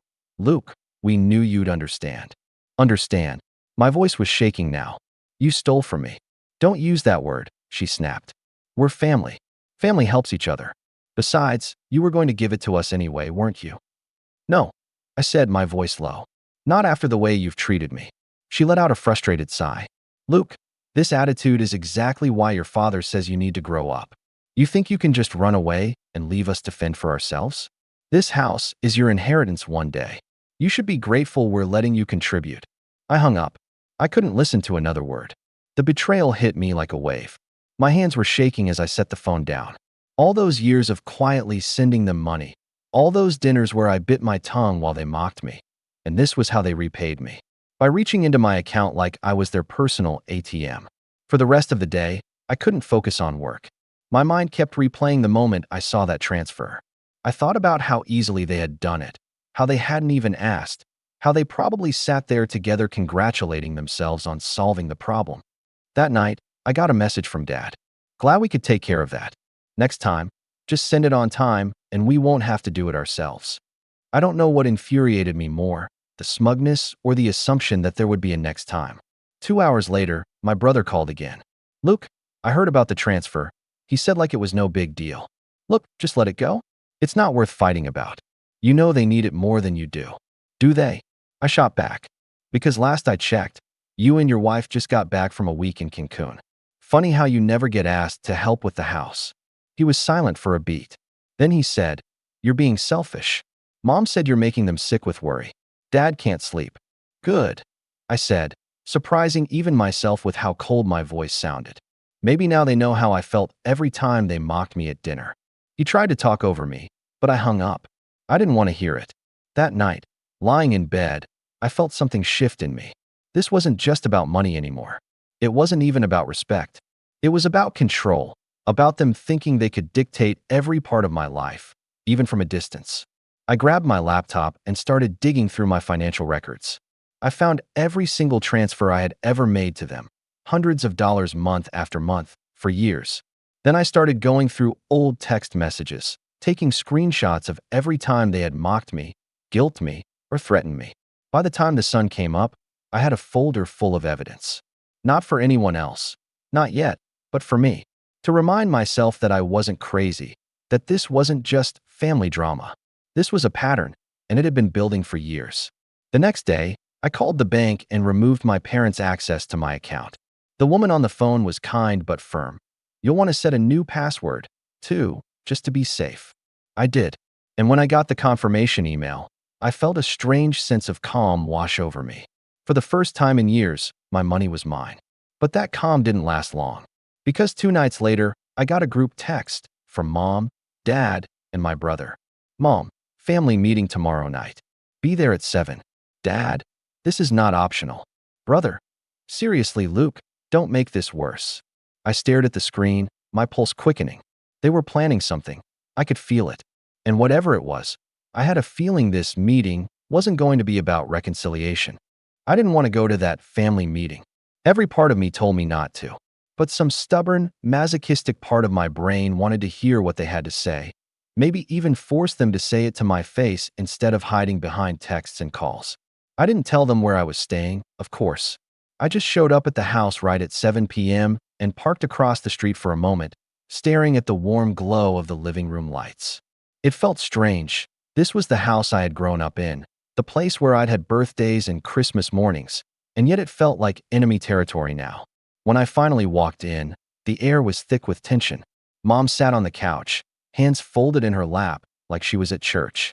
Dad was in his recliner, already scowling. My brother leaned against the wall with his arms crossed, playing the neutral party as usual. Sit, Dad barked. I sat. There was a long, uncomfortable silence. Then Dad spoke. Do you know what you've done to this family? I stayed quiet. You've put us in a position where we had to scrape together money last minute because you decided to run away like a child. He continued, his voice rising with each word. You've embarrassed us. The neighbors ask where you are. Do you know how that feels? I finally spoke. Do you know how it feels to be mocked in your own home every single night? To be told you don't have a real job when you're paying your share? Dad's face turned red. We were trying to motivate you. Motivate me? I laughed bitterly. You stole from me. Mom gasped like I had just said a dirty word. Luke, don't twist things. We took what you were already supposed to give us. That's not stealing. Yeah, my brother chimed in. You're blowing this out of proportion. You're making them feel like criminals. Because they are, I said flatly. Dad slammed his hand on the arm of the chair. Watch your mouth. If you're going to sit there under my roof, you'll show respect. And there it was, that phrase again. Under my roof. I realized in that moment that to him, I would never really be an adult as long as he had that roof hanging over my head. I'm not under your roof anymore, I said quietly. Silence. Mom's face fell. Luke, this is your home. Where are you even staying? Some dirty motel? You can't live like that. I'm fine, I said. Dad snorted. You think you're independent now? You think you can just walk out and never look back? You'll come crawling back, mark my words. This world will eat you alive. That was it. That was my breaking point. I stood up slowly, my heart pounding. You know what? Maybe it will. But I'd rather take my chances out there than stay here and let you treat me like a bank account with a heartbeat. I walked out before they could respond. My brother called after me. Luke, don't be stupid. But I didn't turn around. I sat in my car in the driveway for a long time before starting the engine. My hands were gripping the steering wheel so hard they hurt. My chest felt tight, like I'd just run a mile. When I finally drove away, it was with tears in my eyes. Not just anger, grief. That house had always felt like home, no matter how tense things got. But now it felt like a place I could never go back to. That night in my rented room, I didn't sleep. I just lay there staring at the ceiling, replaying every word of that conversation. For years, I had been trying to earn their approval, trying to be the good son. And for what? So they could turn on me the second I stood up for myself? By morning, something inside me had hardened. I opened my laptop and started doing research. I wanted to know exactly what my rights were, whether there was anything legal they could actually do to force me to pay them.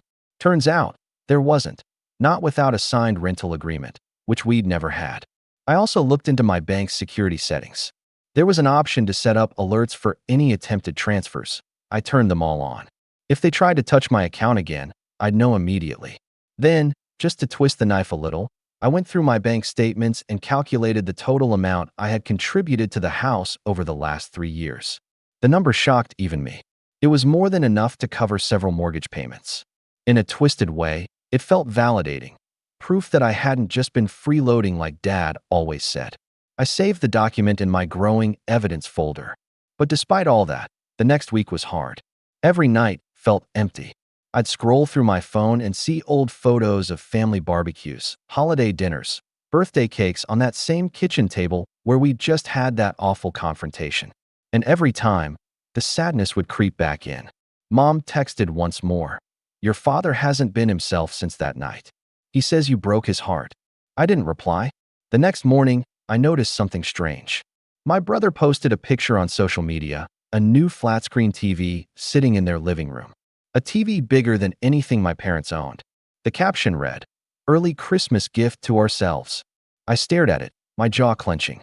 So they had money for that, but not for the mortgage? I realized then that I wasn't just sad anymore. I was angry.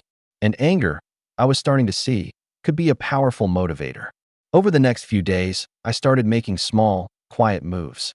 I opened a new bank account at a completely different institution and began transferring my savings there little by little. I updated all my passwords, even my email and cloud storage. I wanted to make sure there were no back doors left open. I didn't tell anyone. Not Mom, not Dad, not even my closest friends. Because for the first time in my life, I wasn't reacting to them. I was acting on my own terms. But deep down, I knew this was only the beginning. Because something told me they weren't finished yet. After that night at the house, something in me shifted permanently. For the first time in years, I felt free. And not just free from their constant criticism, but free to imagine a life where my choices weren't dictated by guilt or fear. The first step was practical. I needed stability. The Airbnb had been fine for a week or two, but it was expensive and temporary. So I spent a few evenings scouring listings until I found a small studio apartment on the other side of town. It wasn't glamorous, old hardwood floors, a slightly leaky faucet, but it was mine. When I signed the lease and got the keys, I sat in the empty space for a long time, just soaking it in. For the first time, I could set up my life exactly the way I wanted. No more Dad barging into my room unannounced. No more Mom rearranging my things under the guise of cleaning. I started building a routine. I'd wake up early, make coffee, and sit by the one big window in the apartment that overlooked the street below. Then I'd log in for work, crank through my projects, and spend my evenings cooking for myself. Nothing fancy, but there was something deeply satisfying about eating a meal I'd made in my own kitchen. At first, I half expected my parents to show up at my door. But the days turned into weeks, and apart from the occasional text, "The house is falling apart without you here. Your father says you'll regret this one day," they didn't interfere. And then, something amazing happened. My job promoted me. It started with my manager messaging me out of the blue. "Hey Luke, you've been killing it on these projects. Can we talk about expanding your role?" A week later, I had a new title and a significant raise. Not only was I making more money than before, but I finally had proof, tangible, undeniable proof, that my work wasn't fake. That I wasn't just playing on the computer all day, like Dad said. That raise changed everything. Suddenly, I wasn't just scraping by, I was saving. I bought a better desk, a more comfortable chair, and even splurged on a second monitor. My little apartment started to feel less like a temporary hideout and more like a home. The mental shift was even bigger. I started going to the gym, something I'd never had the confidence to do before. The first few weeks were awkward, but soon I was looking forward to it. The feeling of getting stronger, the quiet satisfaction of seeing progress in the mirror. I also started meeting new people. Nothing serious at first, just casual conversations with coworkers or neighbors. One of my neighbors, a guy named Chris, invited me to a game night at his place. Sitting there with a group of people laughing, eating pizza, and just enjoying themselves, it felt like a different world compared to the constant tension I'd lived with at home. One evening, after a long day of work, I sat down and pulled up my evidence folder, the screenshots, the bank records, the voice messages. For the first time since I'd started compiling it, I didn't feel shaky or defensive looking at it. Instead, I felt calm, empowered. This wasn't just a pile of painful memories anymore. It was leverage. I started quietly talking to a financial advisor, asking what my options were if I wanted to formalize my contributions to the house. He was surprised when I explained the situation. "You've been paying thousands toward a house you don't own. with no agreement? That could be considered a form of co-ownership, depending on the circumstances. That stuck in my mind. Co-ownership. It had never occurred to me before that all that money might have given me some sort of legal standing. Meanwhile, my parents' texts were becoming more frantic. Mom, we had to dip into retirement savings again. This is killing us, Luke. Dad, you think you're punishing us, but you're punishing yourself. When we're gone, you'll be sorry. I didn't reply, but I saved every message. Then, one Friday evening, my brother called. I debated letting it go to voicemail, but picked up out of curiosity. Hey, he said, sounding strangely subdued. What do you want? I asked. Look, I know things have been tense, but Mom said they're struggling. Really struggling. She wanted me to ask if you'd consider moving back in, just until things settle down. I actually laughed. Move back in? After everything that happened? She said they'd stop with the comments. They just need you. They don't need me. I said. They need my money. There was a long pause. You've changed, he said finally. Yeah, I replied. I have. And I had. By the time spring rolled around, I'd managed to build a small emergency fund. I'd upgraded my wardrobe, gotten healthier, and started picking up small freelance projects on the side. For the first time, I wasn't just surviving, I was thriving. One Saturday afternoon, I drove past my parents' house just to see it. The grass was overgrown, the porch light was broken, and the paint was starting to peel. It looked tired. For years, I'd been the one mowing that lawn, fixing those lights, keeping the place running. Now that I was gone, it was starting to show. I parked down the street and just sat there for a while, thinking. A part of me felt sad. This was the house where I'd grown up, after all. But another part of me felt something sharper, almost electric. Because now, for the first time, I had options. I had resources. And I was starting to see that I didn't just have to sit back and let them dictate how this story ended. I could write the ending myself. And that thought lit a fire in me that I hadn't felt in a very long time. The drive past my parents' house stayed with me for days.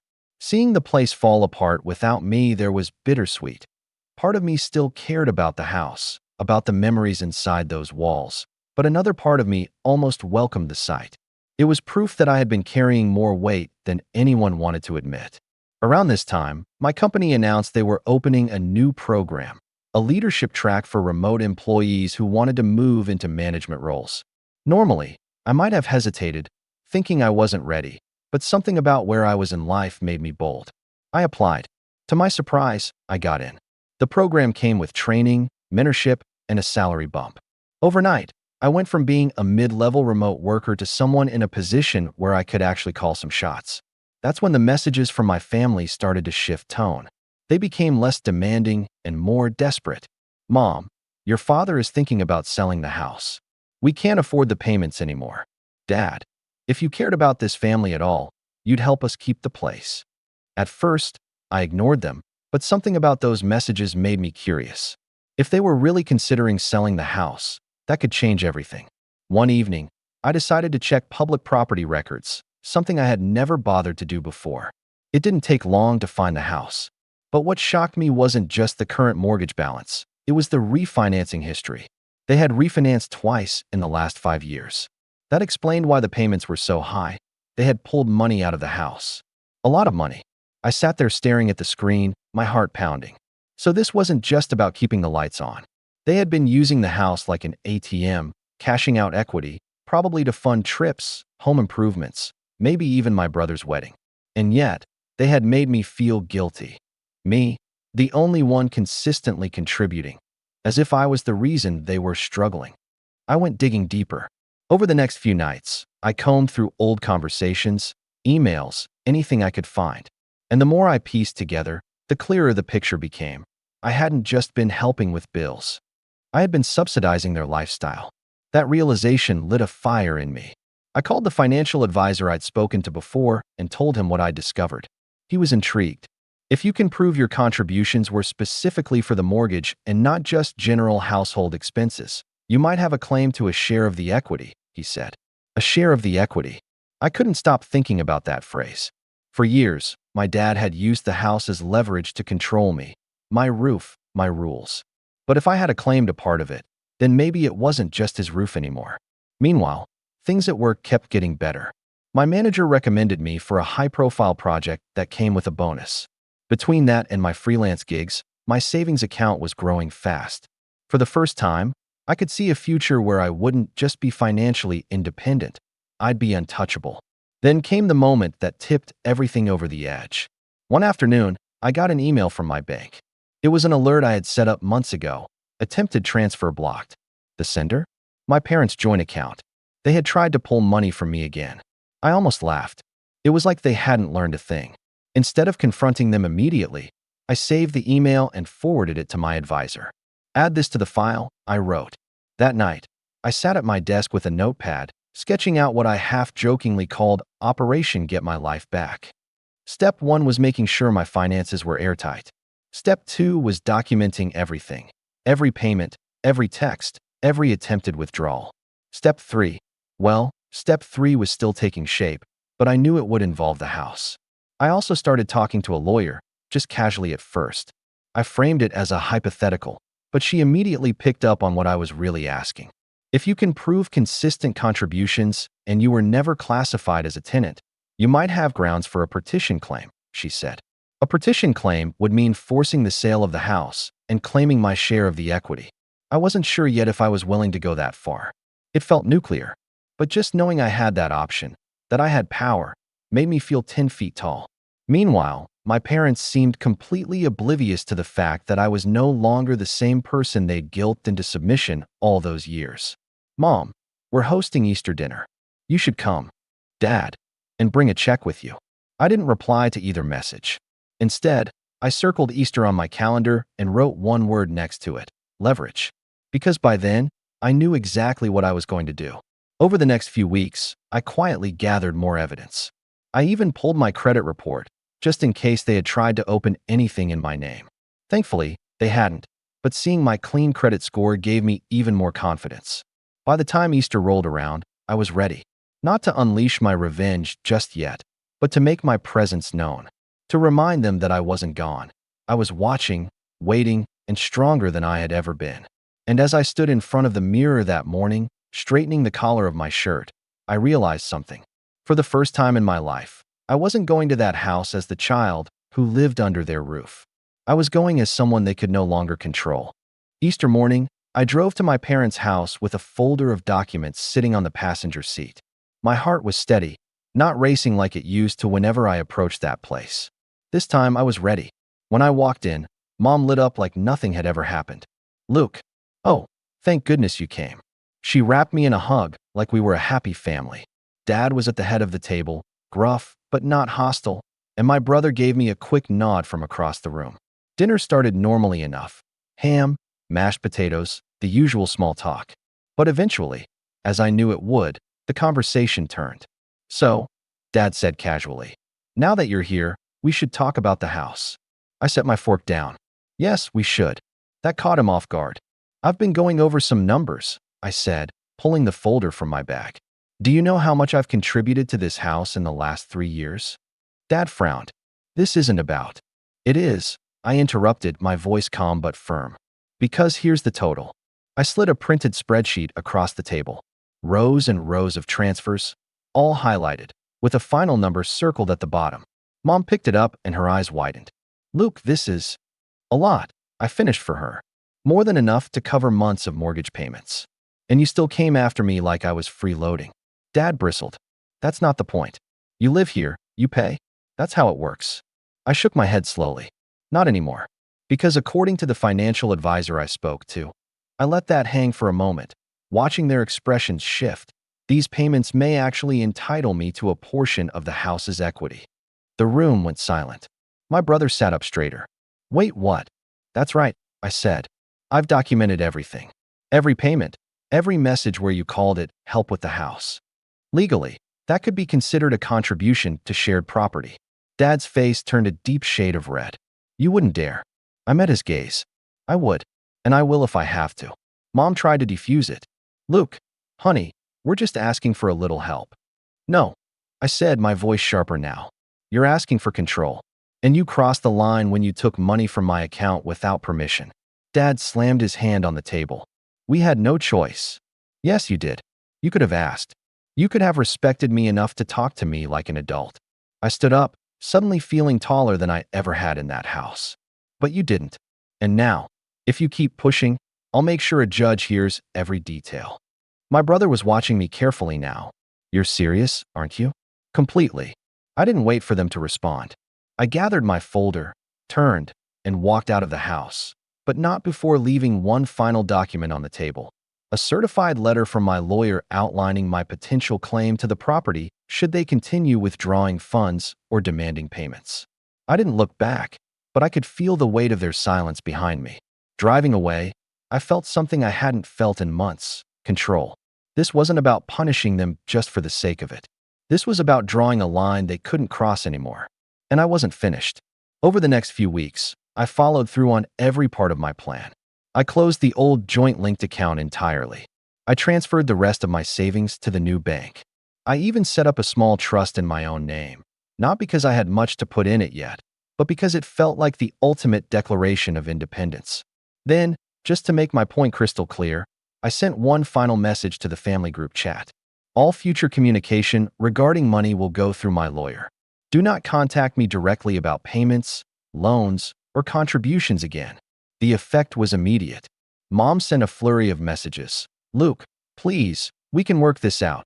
But Dad said nothing. Not a word. A week later, my lawyer called me. They've responded, she said. Let's just say they seem very eager to avoid court. I smiled, leaning back in my chair. Good. Let's make sure they know exactly what the conditions are.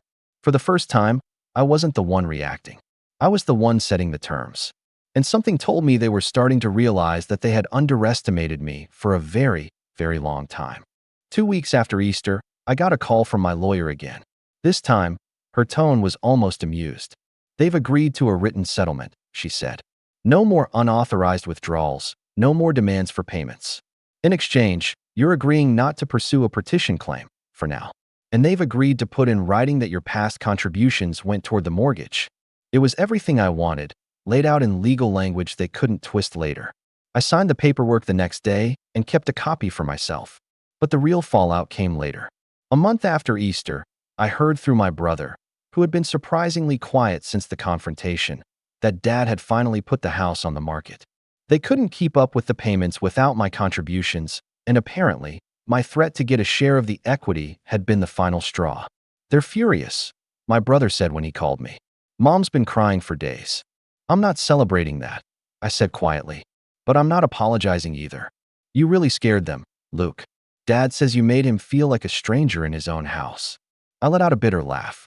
He made me feel like a stranger for years. Maybe now he knows what that feels like. My brother didn't have a response for that. A few weeks later, I drove by the house one last time. There was a big for sale sign in the front yard. The lawn was still overgrown, the porch light still broken. It looked smaller than I remembered, like it had shrunk now that it no longer had power over me. I parked across the street and just sat there, letting all the memories wash over me.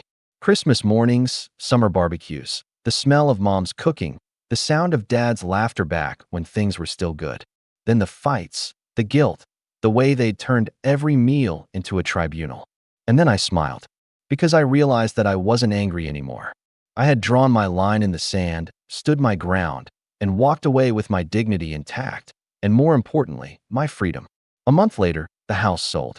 My parents moved into a much smaller place on the outskirts of town. I didn't go to help them pack. I didn't even visit. One evening, long after the move, I got one final text from Dad. You got what you wanted. I hope you're happy. I stared at it for a moment, then typed back. I didn't want the house. I just wanted respect. He never replied.